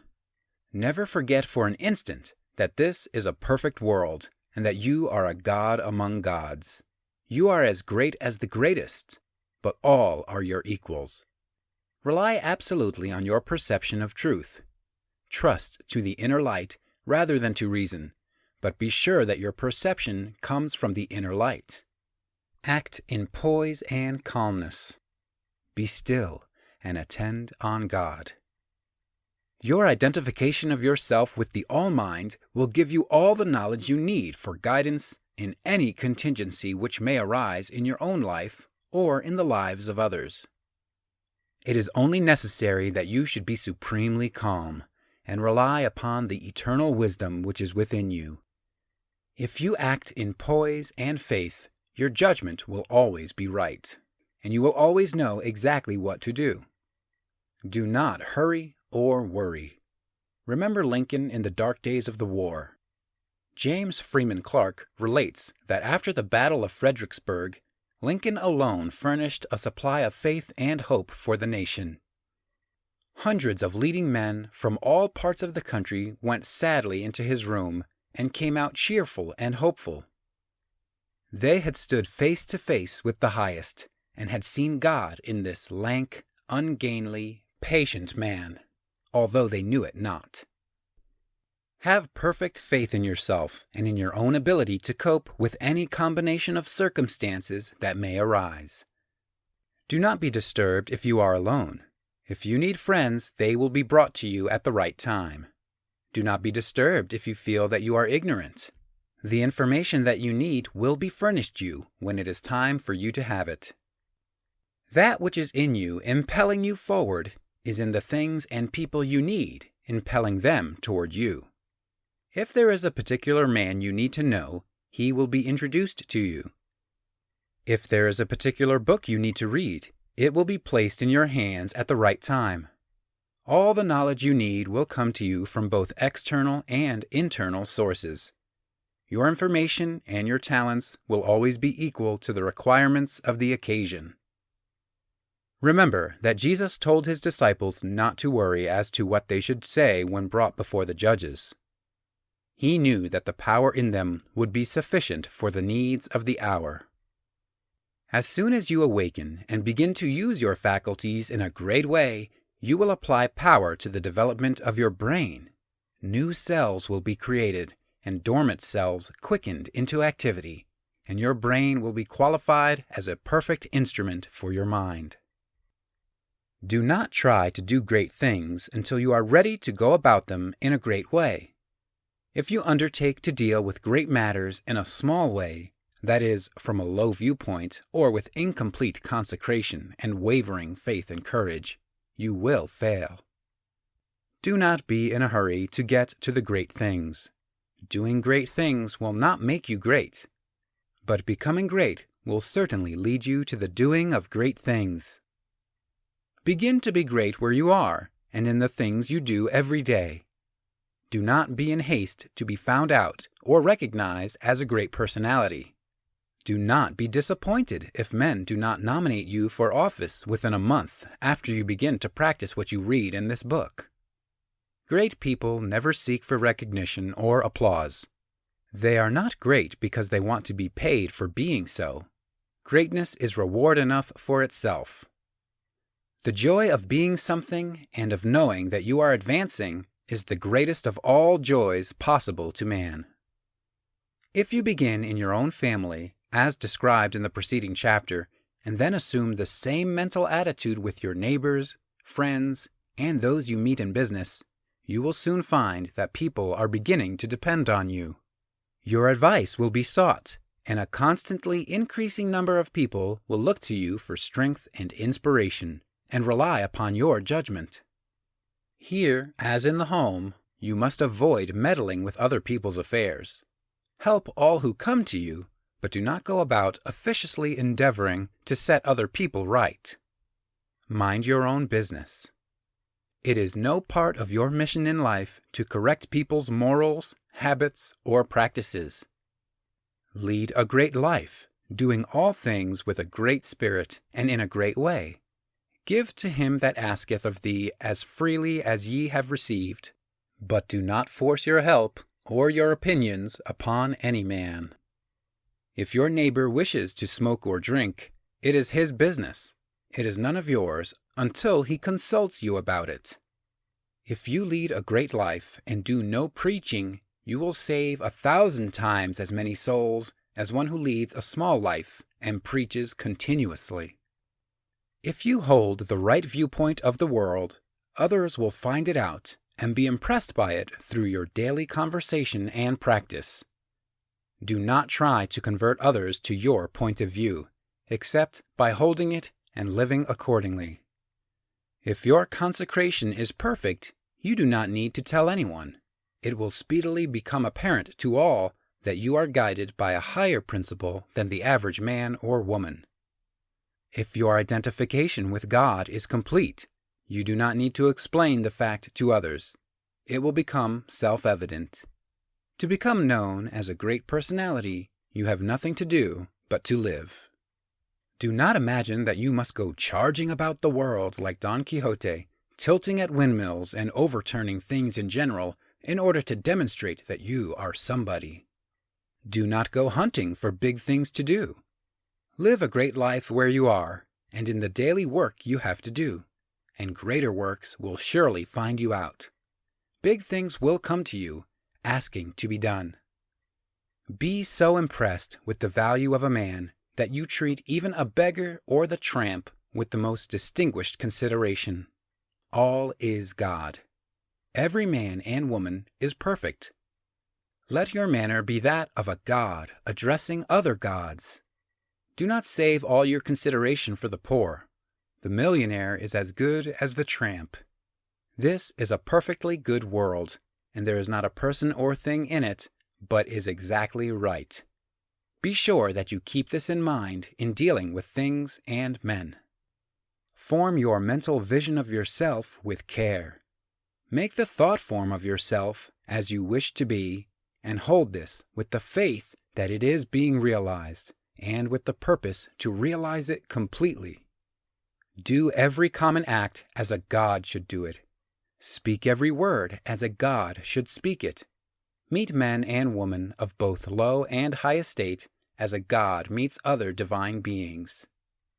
Begin thus and continue thus, and your unfoldment in ability and power will be great and rapid.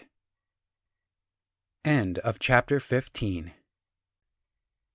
Chapter 16 of The Science of Being Great by Wallace D. Wattles.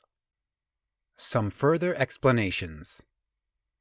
We go back here to the matter of the point of view, for besides being vitally important, it is the one which is likely to give the student the most trouble. We have been trained, partly by mistaken religious teachers, to look upon the world as being like a wrecked ship, storm-driven upon a rocky coast. Utter destruction is inevitable at the end, and the most that can be done is to rescue, perhaps, a few of the crew. This view teaches us to consider the world as essentially bad and growing worse, and to believe that existing discords and inharmonies must continue and intensify until the end. It robs us of hope for society, government, and humanity, and gives us a decreasing outlook and contracting mind. This is all wrong. The world is not wrecked. It is like a magnificent steamer with the engines in place and the machinery in perfect order. The bunkers are full of coal, and the ship is amply provisioned for the cruise. There is no lack of any good thing. Every provision omniscience could devise has been made for the safety, comfort, and happiness of the crew.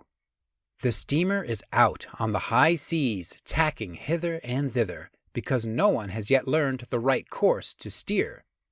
We are learning to steer, and in due time will come grandly into the harbor of perfect harmony. The world is good and growing better. Existing discords and inharmonies are but the rollings of the ship incidental to our own imperfect steering. They will all be removed in due time. This view gives us an increasing outlook and an expanding mind. It enables us to think largely of society and of ourselves, and to do things in a great way. Furthermore, we see that nothing can be wrong with such a world, or with any part of it, including our own affairs. If it is all moving on toward completion, then it is not going wrong. And as our own personal affairs are a part of the whole, they are not going wrong. You and all that you are concerned with are moving on toward completeness. Nothing can check this forward movement but yourself, and you can only check it by assuming a mental attitude which is at cross purposes with the mind of God. You have nothing to keep right but yourself. If you keep yourself right, nothing can possibly go wrong with you, and you can have nothing to fear. No business or other disaster can come upon you if your personal attitude is right. For you are a part of that which is increasing and advancing, and you must increase and advance with it. Moreover, your thought form will be mostly shaped according to your viewpoint of the cosmos. If you see the world as a lost and ruined thing, you will see yourself as a part of it, and as partaking of its sins and weaknesses. If your outlook for the world as a whole is hopeless, your outlook for yourself cannot be hopeful. If you see the world as declining toward its end, you cannot see yourself as advancing. Unless you think well of all the works of God, you cannot really think well of yourself. And unless you think well of yourself, you can never become great. I repeat that your place in life, including your material environment, is determined by the thought form you habitually hold of yourself. When you make a thought form of yourself, you can hardly fail to form in your mind a corresponding environment. If you think of yourself as an incapable, inefficient person, you will think of yourself with poor or cheap surroundings. Unless you think well of yourself, you will be sure to picture yourself in a more or less poverty-stricken environment. These thoughts, habitually held, become invisible forms in the surrounding mind stuff and are with you continually. In due time, by the regular action of the eternal creative energy, the invisible thought forms are produced in material stuff, and you are surrounded by your own thoughts made into material things. See nature as a great living and advancing presence, and see human society in exactly the same way. It is all one, coming from one source, and it is all good. You yourself are made of the same stuff as God. All the constituents of God are parts of yourself. Every power that God has is a constituent of man. You can move forward as you see God doing. You have within yourself the source of every power. End of Chapter 16. Chapter 17 of The Science of Being Great by Wallace D. Wattles. More about thought. I give place here to some further consideration of thought. You will never become great until your own thoughts make you great, and therefore it is of the first importance that you should think. You will never do great things in the external world until you think great things in the internal world, and you will never think great things until you think about truth, about the verities. To think great things, you must be absolutely sincere, and to be sincere, you must know that your intentions are right. Insincere or false thinking is never great, however logical and brilliant it may be. The first and most important step is to seek the truth about human relations, to know what you ought to be to other men, and what they ought to be to you. This brings you back to the search for a right viewpoint. You should study organic and social evolution. Read Darwin and Walter Thomas Mills, and when you read, think. Think the whole matter over until you see the world of things and men in the right way. Think about what God is doing until you can see what He is doing. Your next step is to think yourself into the right personal attitude. Your viewpoint tells you what the right attitude is, and obedience to the soul puts you into it. It is only by making a complete consecration of yourself to the highest that is within you that you can attain to sincere thinking. So long as you know you are selfish in your aims, or dishonest, or crooked in any way in your intentions or practices, your thinking will be false, and your thoughts will have no power. Think about the way you are doing things, about all your intentions, purposes, and practices, until you know that they are right. The fact of his own complete unity with God is one that no person can grasp without deep and sustained thinking. Anyone can accept the proposition in a superficial way, but to feel and realize a vital comprehension of it is another matter. It is easy to think of going outside of yourself to meet God, but it is not so easy to think of going inside yourself to meet God. But God is there, and in the Holy of Holies of your own soul, you may meet Him face to face. It is a tremendous thing, this fact that all you need is already within you. That you do not have to consider how to get the power to do what you want to do, or to make yourself what you want to be. You have only to consider how to use the power you have in the right way, and there is nothing to do but to begin. Use your perception of truth. You can see some truth today. Live fully up to that, and you will see more truth tomorrow. To rid yourself of the old false ideas, you will have to think a great deal about the value of men, the greatness and worth of a human soul. You must cease from looking at human mistakes and look at successes. Cease from seeing faults and see virtues. You can no longer look upon men and women as lost and ruined beings who are descending into hell. You must come to regard them as shining souls who are ascending toward heaven.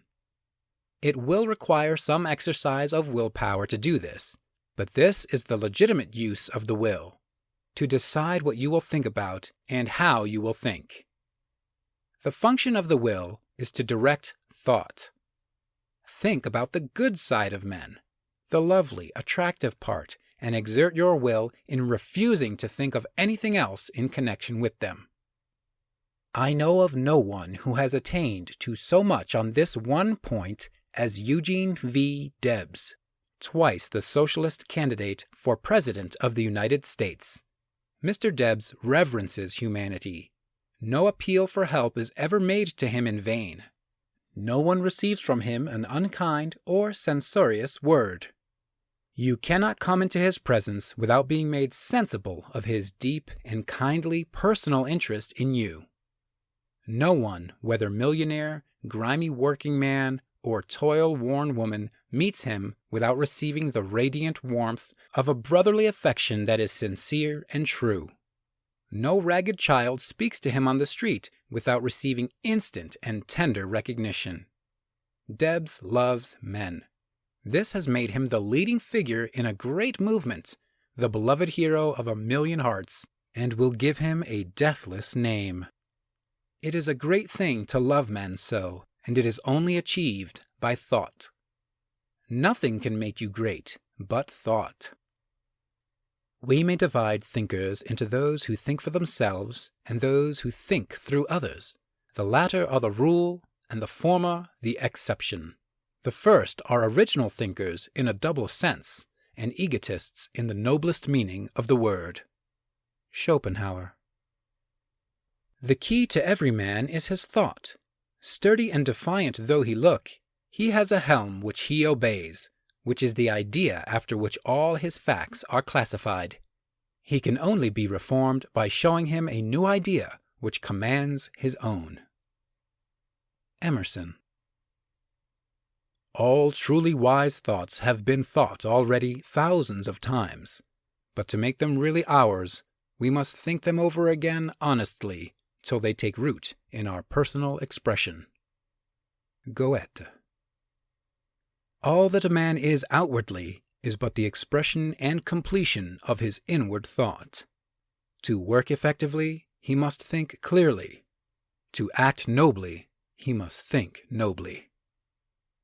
Channing.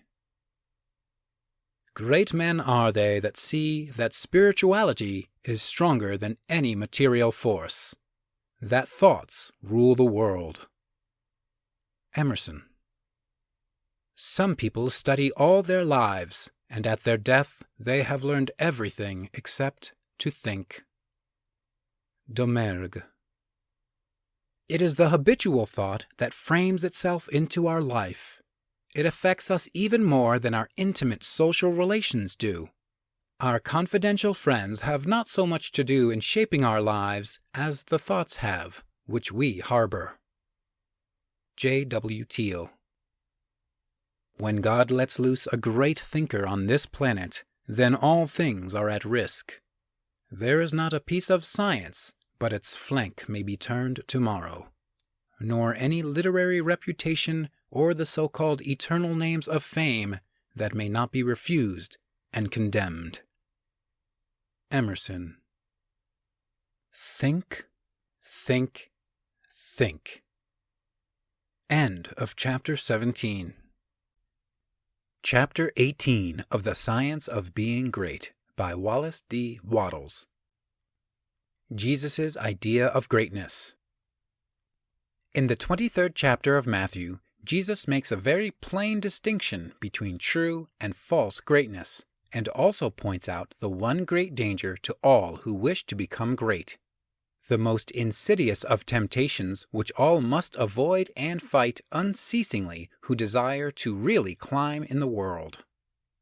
Speaking to the multitude and to his disciples, he bids them beware of adopting the principle of the Pharisees.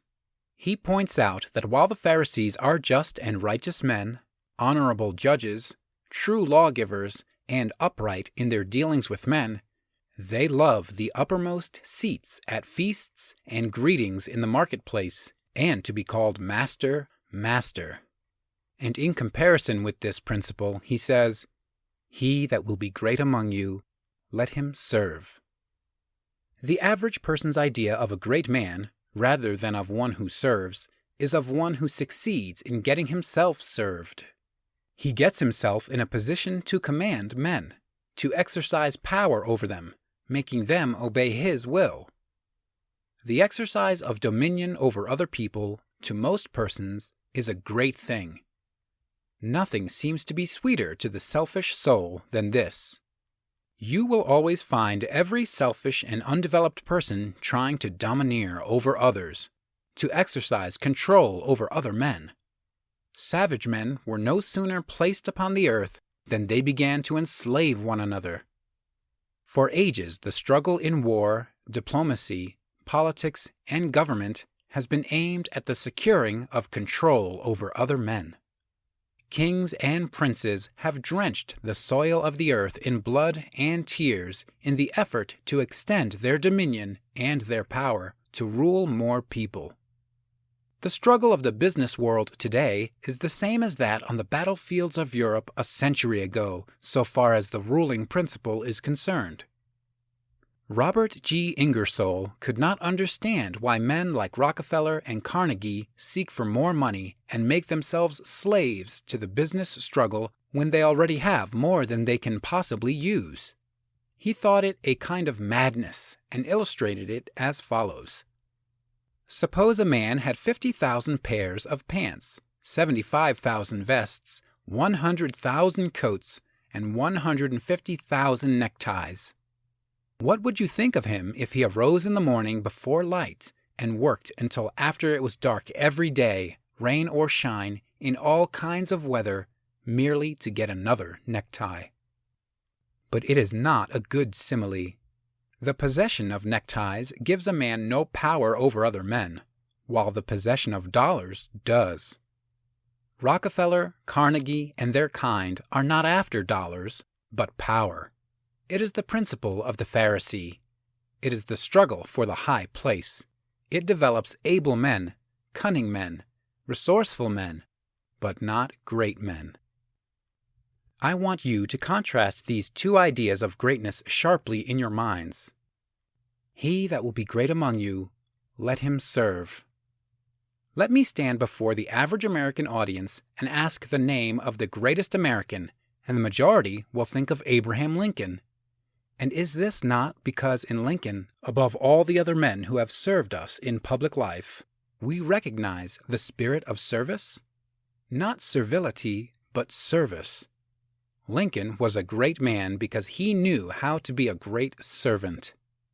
Napoleon, able, cold, selfish, seeking the high places, was a brilliant man. Lincoln was great. Napoleon was not. The very moment you begin to advance and are recognized as one who is doing things in a great way, you will find yourself in danger. The temptation to patronize, advise, or take upon yourself the direction of other people's affairs is sometimes almost irresistible.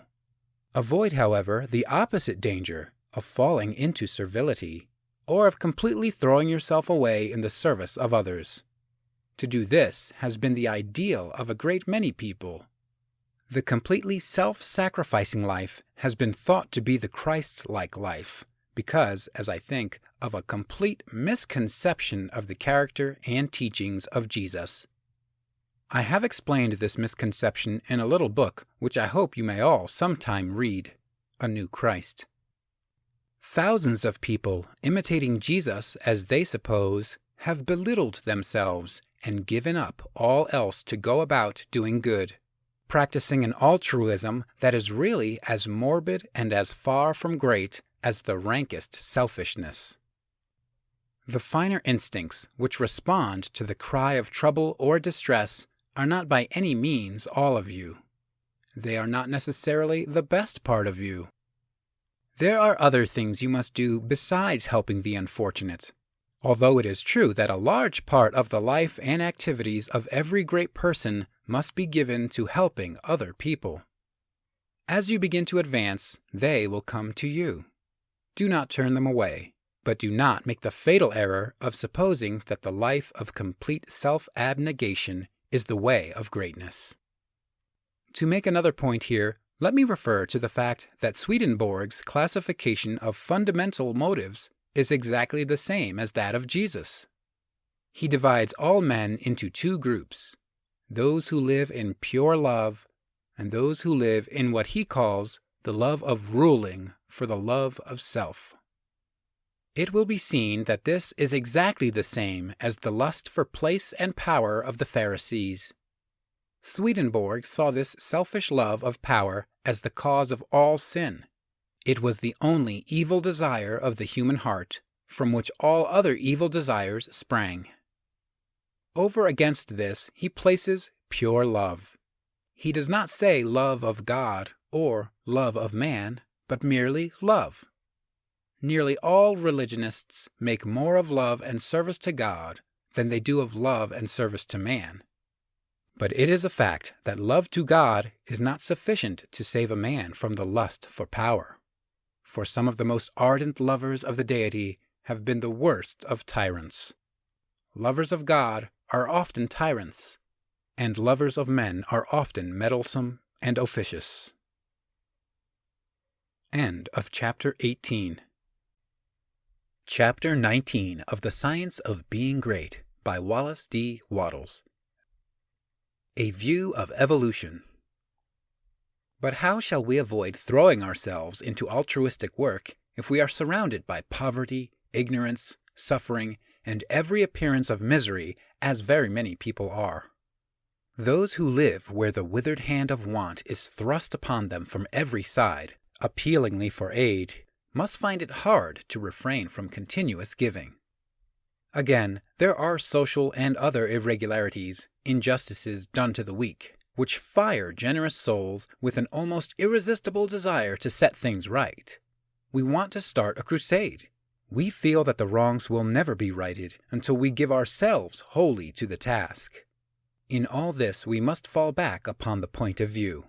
We must remember that this is not a bad world, but a good world in the process of becoming.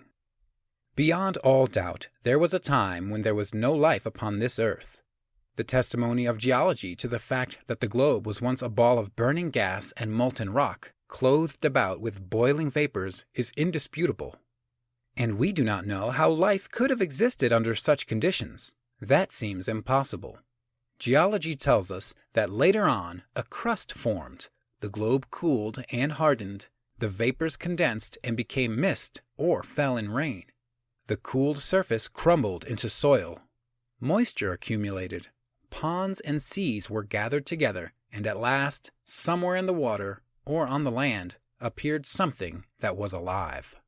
It is reasonable to suppose that this first life was in single-celled organisms, but behind these cells was the insistent urge of spirit, the great one life seeking expression. And soon organisms having too much life to express themselves with one cell had two cells, and then many, and still more life was poured into them. Multiple-celled organisms were formed, plants, trees, vertebrates, and mammals, many of them with strange shapes, but all were perfect after their kind, as everything is that God makes. No doubt there were crude and almost monstrous forms of both animal and plant life, but everything filled its purpose in its day, and it was all very good. Then another day came, the great day of the evolutionary process, a day when the morning stars sang together and the sons of God shouted for joy to behold the beginning of the end, for man, the object aimed at from the beginning, had appeared upon the scene. An ape-like being, little different from the beasts around him in appearance, but infinitely different in his capacity for growth and thought. Art and beauty, architecture and song, poetry and music, All these were unrealized possibilities in that ape-man's soul. And for his time and kind, he was very good. It is God that worketh in you to will and to do of his good pleasure, says St. Paul. From the day the first man appeared, God began to work in men, putting more and more of himself into each succeeding generation, urging them on to larger achievements and to better conditions, social, governmental, and domestic. Those who, looking back into ancient history, see the awful conditions which existed, the barbarities, idolatries, and sufferings, and reading about God in connection with these things, are disposed to feel that he was cruel and unjust to man, should pause to think. From the ape-man to the coming Christ-man, the race has had to rise, and it could only be accomplished by the successive unfoldments of the various powers and possibilities latent in the human brain. Naturally, the cruder and more animal-like part of man came to its full development first. For ages, men were brutal. Their governments were brutal, their religions were brutal, their domestic institutions were brutal, and what appears to be an immense amount of suffering resulted from this brutality. But God never delighted in suffering, and in every age he has given men a message, telling them how to avoid it. And all the while the urge of life, insistent, powerful, compelling, made the race keep moving forward. A little less brutality in each age, and a little more spirituality in each age. And God kept on working in man. In every age there have been some individuals who were in advance of the mass, and who heard and understood God better than their fellows. Upon these the inspiring hand of Spirit was laid, and they were compelled to become interpreters. These were the prophets and seers, sometimes the priests and kings, and oftener still they were martyrs, driven to the stake, the block, or the cross. It is to these who have heard God, spoken his word, and demonstrated his truth in their lives that all progress is really due. Again, considering for a moment the presence of what is called evil in the world, we see that that which appears to us to be evil is only undeveloped, and that the undeveloped is perfectly good in its own stage and place. Because all things are necessary to man's complete unfoldment, all things in human life are the work of God.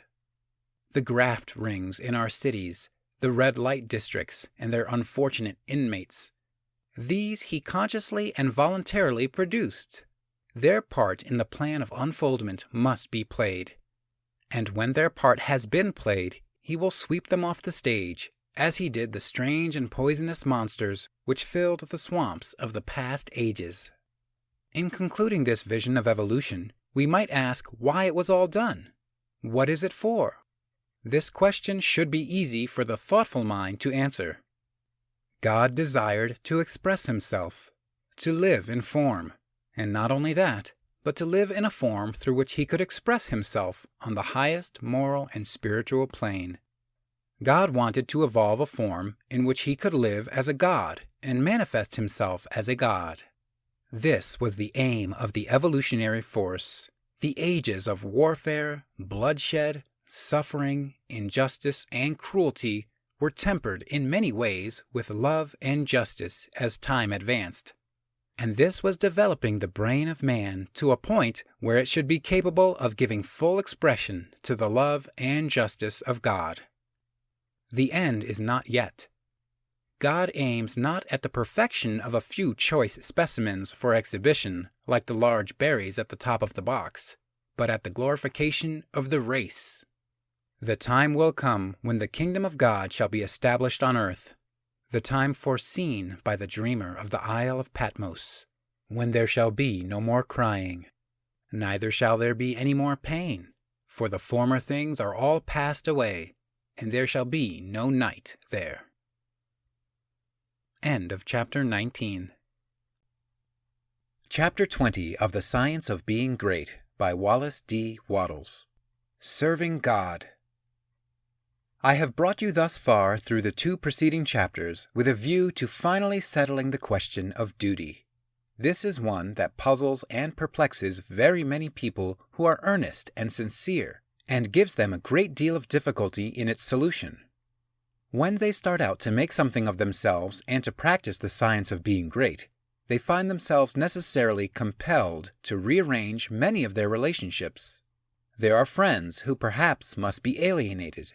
There are relatives who misunderstand and who feel that they are in some way being slighted. The really great man is often considered selfish by a large circle of people who are connected with him and who feel that he might bestow upon them more benefits than he does. The question at the outset is it my duty to make the most of myself, regardless of everything else? Or shall I wait until I can do so without any friction or without causing loss to anyone? This is the question of duty to self versus duty to others. One's duty to the world has been thoroughly discussed in the preceding pages, and I give some consideration now to the idea of duty to God. An immense number of people have a great deal of uncertainty, not to say anxiety, as to what they ought to do for God. The amount of work and service that is done for Him in these United States in the way of church work and so on is enormous. An immense amount of human energy is expended in what is called serving God. I propose to consider briefly what serving God is, and how a man may serve God best. And I think I shall be able to make plain that the conventional idea as to what constitutes service to God is all wrong. When Moses went down into Egypt to bring out the Hebrews from bondage, his demand upon Pharaoh in the name of the deity was, "Let the people go, that they may serve me." He led them out into the wilderness, and there instituted a new form of worship, which has led many people to suppose that worship constitutes the service of God, although later God Himself distinctly declared that He cared nothing for ceremonies, burned offerings, or oblation, and the teaching of Jesus, if rightly understood, would do away with organized temple worship altogether. God does not lack anything that men may do for Him with their hands, or bodies, or voices.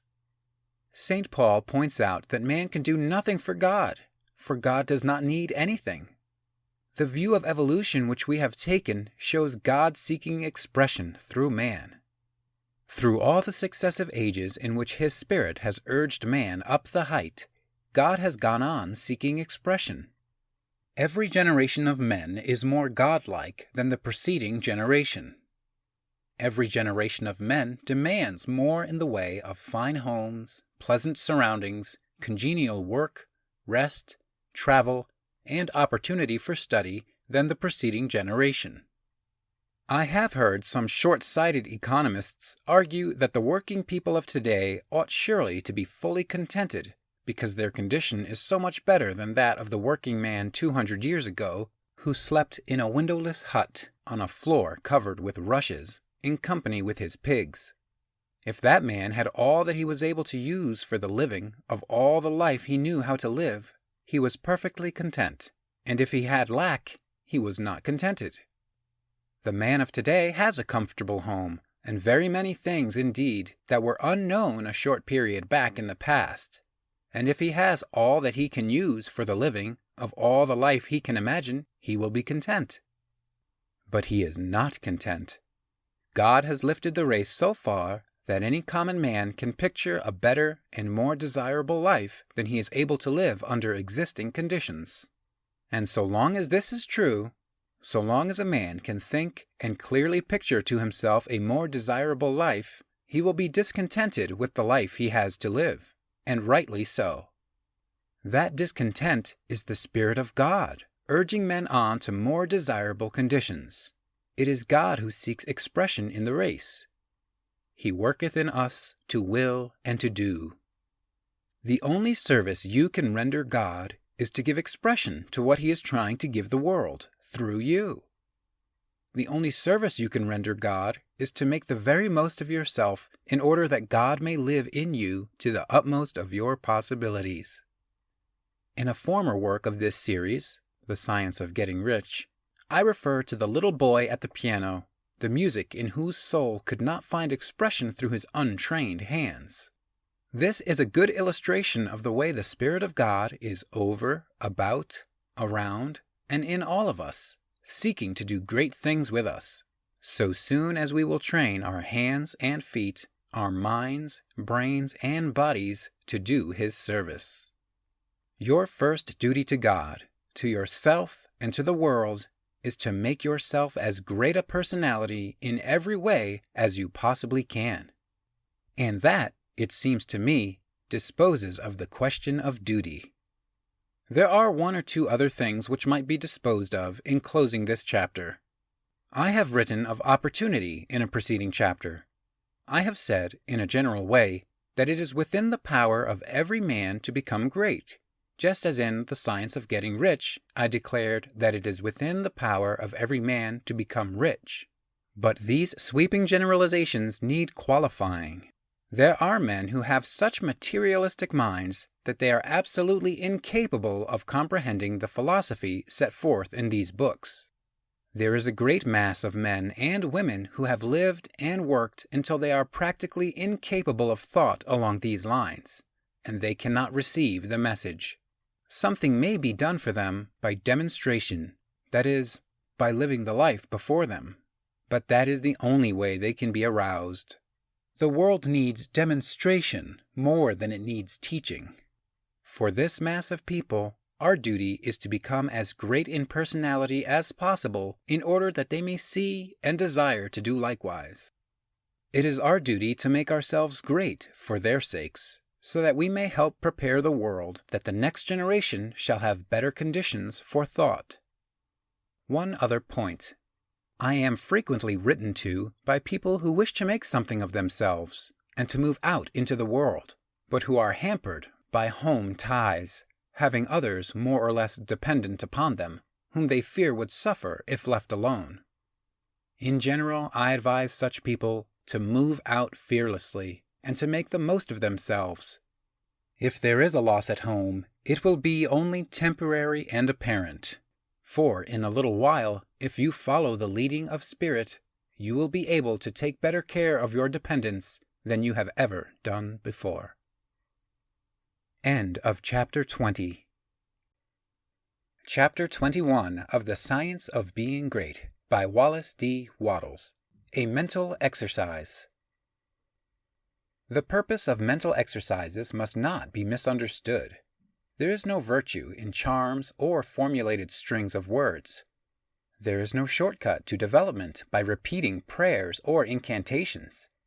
A mental exercise is an exercise not in repeating words, but in the thinking of certain thoughts.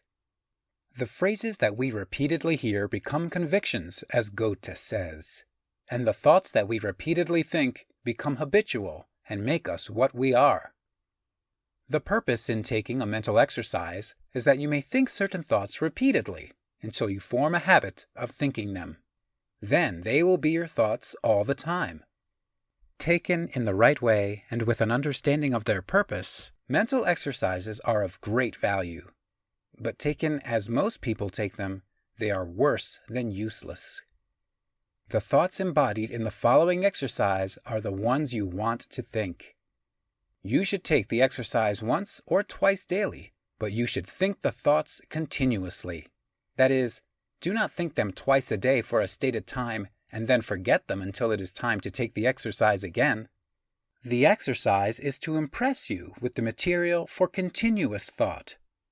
Take a time when you can have from 20 minutes to half an hour secure from interruption, and proceed first to make yourself physically comfortable. Lie at ease in a Morris chair or on a couch, or in bed. It is best to lie flat on your back. If you have no other time, take the exercise on going to bed at night and before rising in the morning. First, let your attention travel over your body from the crown of your head to the soles of your feet, relaxing every muscle as you go. Relax completely. And next, get physical and other ills off your mind. Let the attention pass down the spinal cord and out over the nerves to the extremities, and as you do so, think, "My nerves are in perfect order all over my body. They obey my will, and I have great nerve force." Next, bring your attention to the lungs and think, I am breathing deeply and quietly, and the air goes into every cell of my lungs, which are in perfect condition. My blood is purified and made clean. Next, to the heart.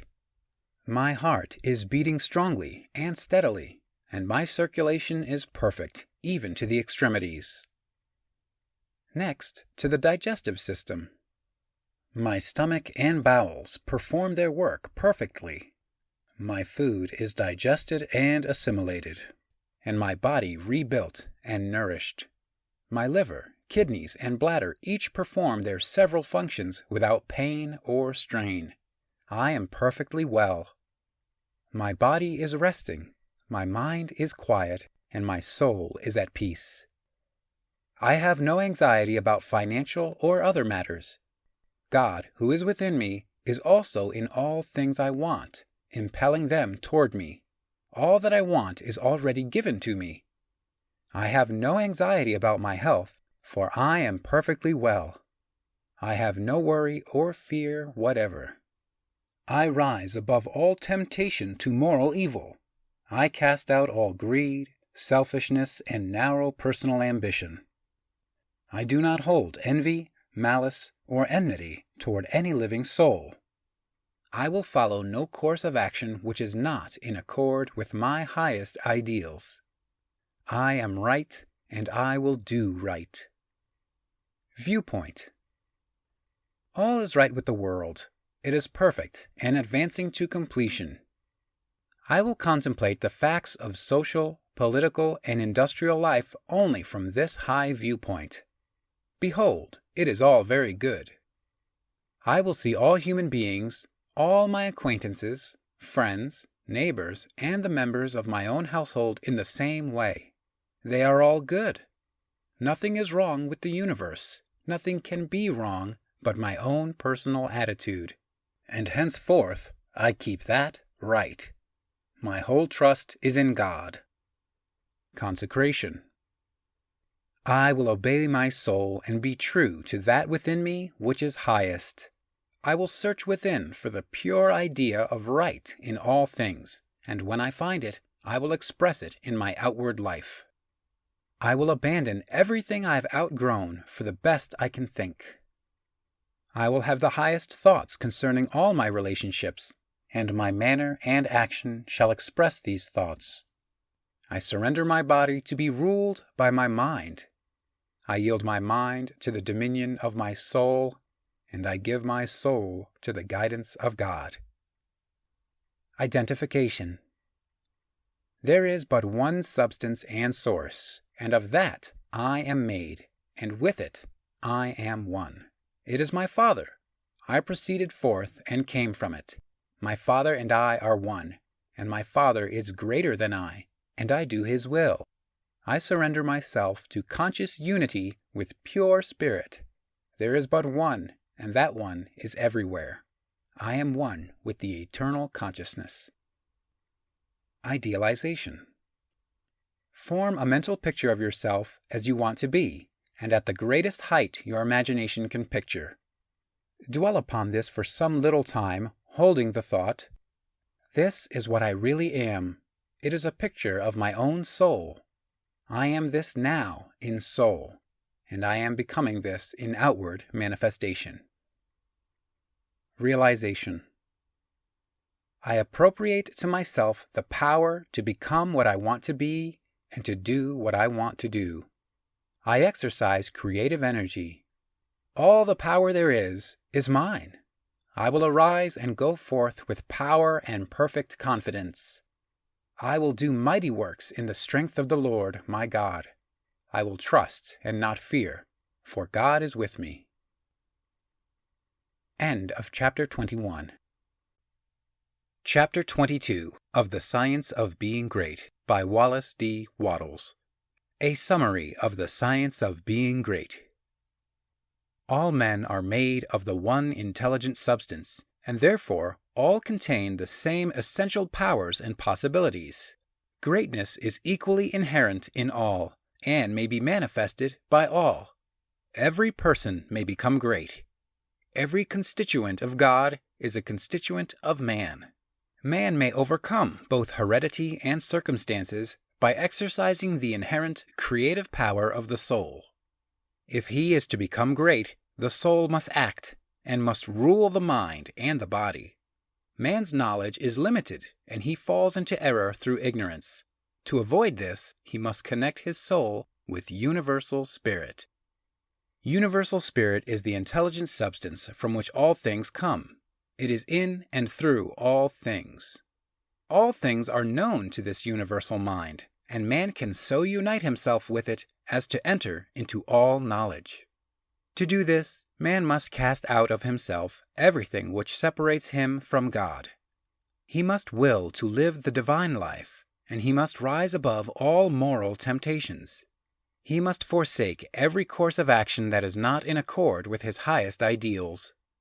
He must reach the right viewpoint, recognizing that God is all, in all, and that there is nothing wrong. He must see that nature, society, government, and industry are perfect in their present stage and advancing toward completion, and that all men and women everywhere are good and perfect. He must know that all is right with the world and unite with God for the completion of the perfect work. It is only as man sees God as the great advancing presence in all and good in all that he can rise to real greatness. He must consecrate himself to the service of the highest that is within himself, obeying the voice of the soul. There is an inner light in every man which continuously impels him toward the highest, and he must be guided by this light if he would become great. He must recognize the fact that he is one with the Father, and consciously affirm this unity for himself and for all others. He must know himself to be a God among gods, and act accordingly. He must have absolute faith in his own perceptions of truth, and begin at home to act upon these perceptions. As he sees the true and right course in small things, he must take that course.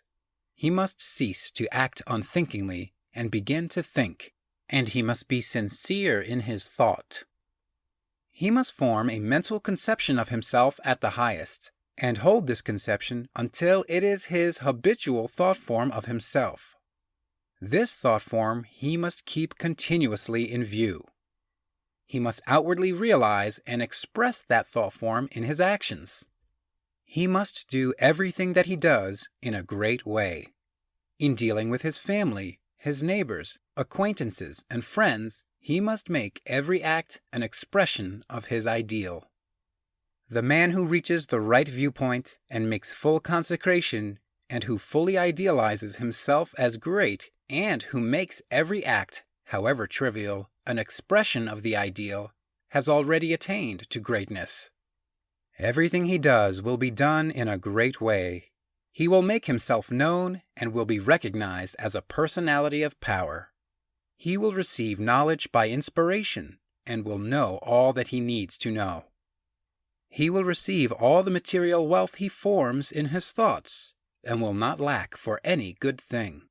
He will be given ability to deal with any combination of circumstances which may arise, and his growth and progress will be continuous and rapid. Great works will seek him out, and all men will delight to do him honor. Because of its peculiar value to the student of the science of being great, I close this book by giving a portion of Emerson's essay on the Oversoul.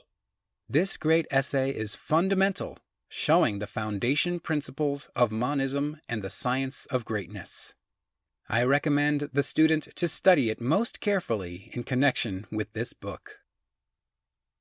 What is the universal sense of want and ignorance but the fine innuendo by which the great soul makes its enormous claim?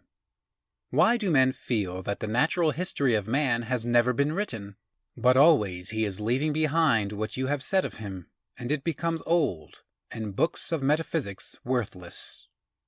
The philosophy of 6,000 years has not searched the chambers and magazines of the soul.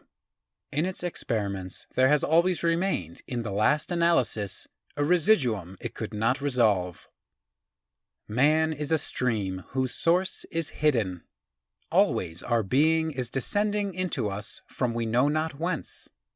The most exact calculator has no prescience that somewhat incalculable may not balk the very next moment. I am constrained every moment to acknowledge a higher origin for events than the will I call mine. As with events, so it is with thoughts. When I watch that flowing river, which, out of regions I see not, pours for a season its streams into me, I see that I am a pensioner, not a cause, but a surprised spectator of this ethereal water, that I desire and look up, and put myself in the attitude for reception, but from some alien energy the visions come. The supreme critic on all the errors of the past and present, and the only prophet of that which must be, is that great nature in which we rest, as the earth lies in the soft arms of the atmosphere. That unity, that oversoul, with which every man's particular being is contained and made one with all other. That common heart, of which all sincere conversation is the worship, to which all right action is submission. That overpowering reality which confutes our tricks and talents, and constrains every one to pass for what he is, and to speak from his character, and not from his tongue, and which evermore tends and aims to pass into our thought and hand, and become wisdom, and virtue, and power, and beauty. We live in succession, in division, in parts, in particles. Meantime, within man is the soul of the whole, the wise silence, the universal beauty, to which every part and particle is equally related, the eternal one. And this deep power in which we exist, and whose beatitude is all accessible to us, is not only self-sufficing and perfect in every hour, but the act of seeing, and the thing seen. The seer and the spectacle, the subject and the object are one. We see the world piece by piece as the sun, the moon, the animal, the tree. But the whole, of which these are the shining parts, is the soul. It is only by the vision of that wisdom that the horoscope of the ages can be read. And it is only by falling back on our better thoughts, by yielding to the spirit of prophecy which is innate in every man, that we know what it saith. Every man's words who speaks from that life must sound vain to those who do not dwell in the same thought on their own part. I dare not speak for it. My words do not carry its august sense. They fall short and cold. Only itself can inspire whom it will, and behold, their speech shall be lyrical and sweet, and universal as the rising of the wind. Yet I desire, even by profane words, if sacred I may not use, to indicate the heaven of this deity, and to report what hints I have collected of the transcendent simplicity and energy of the highest law. If we consider what happens in conversation, in reveries, in remorse, in times of passion, in surprises, in the instruction of dreams wherein often we see ourselves in masquerade, the droll disguises only magnifying and enhancing a real element and forcing it on our distinct notice, we shall catch many hints that will broaden and enlighten into knowledge of the secret of nature. All goes to show that the soul in man is not an organ, but animates and exercises all the organs, is not a function, like the power of memory, of calculation, of comparison, but uses these as hands and feet, is not a faculty, but a light, is not the intellect or the will, but the master of the intellect and the will, is the vast background of our being in which they lie, an immensity not possessed and that cannot be possessed. From within or from behind, a light shines through us upon things, and makes us aware that we are nothing, but the light is all. A man is the facade of a temple wherein all wisdom and all good abide. What we commonly call man, the eating, drinking, planting, counting man, does not, as we know him, represent himself, but misrepresents himself. Him we do not respect, but the soul, whose organ he is, would he let it appear through his action, would make our knees bend. When it breathes through his intellect, it is genius. When it flows through his affection, it is love. After its own law, and not by arithmetic, is the rate of its progress to be computed. The soul's advances are not made by gradation, such as can be represented by motion in a straight line, but rather by ascension of state, such as can be represented by metamorphosis, from the egg to the worm, from the worm to the fly. The growths of genius are of a certain total character that does not advance the elect individual first over John, then Adam, then Richard, and give to each the pain of discovered inferiority. But by every throe of growth, the man expands there where he works, passing, at each pulsation, classes, populations of men. With each divine impulse, the mind rends the thin rinds of the visible and finite, and comes out into eternity, and inspires and expires its air. It converses with truths that have always been spoken in the world, and becomes conscious of a closer sympathy with Zeno and Arian than with persons in the house. This is the law of moral and of mental gain. The simple rise as by specific levity, not into a particular virtue, but into the region of all the virtues. They are in the spirit which contains them all. The soul is superior to all the particulars of merit. The soul requires purity, but purity is not it. Requires justice, but justice is not that. Requires beneficence, but is somewhat better, so that there is a kind of dissent and accommodation felt when we leave speaking of moral nature to urge a virtue which it enjoins. For to the soul, in her pure action, all the virtues are natural and not painfully acquired. Speak to his heart, and the man becomes suddenly virtuous. Within the same sentiment is the germ of intellectual growth, which obeys the same law. Those who are capable of humility, of justice, of love, of aspiration, are already on a platform that commands the sciences and arts, speech and poetry, action and grace. For whoso dwells in this mortal beatitude does already anticipate those special powers which men prize so highly, just as love does justice to all the gifts of the object beloved. The lover has no talent, no skill, which passes for quite nothing with his enamored maiden, however little she may possess of related faculty. And the heart which abandons itself to the Supreme Mind finds itself related to all its works, and will travel a royal road to particular knowledge and powers. For, in ascending to this primary and aboriginal sentiment, we have come from our remote station on the circumference instantaneously to the center of the world, where, as in the closet of God, we see causes and anticipate the universe, which is but a slow effect. End of Chapter 22. End of The Science of Being Great by Wallace D. Wattles.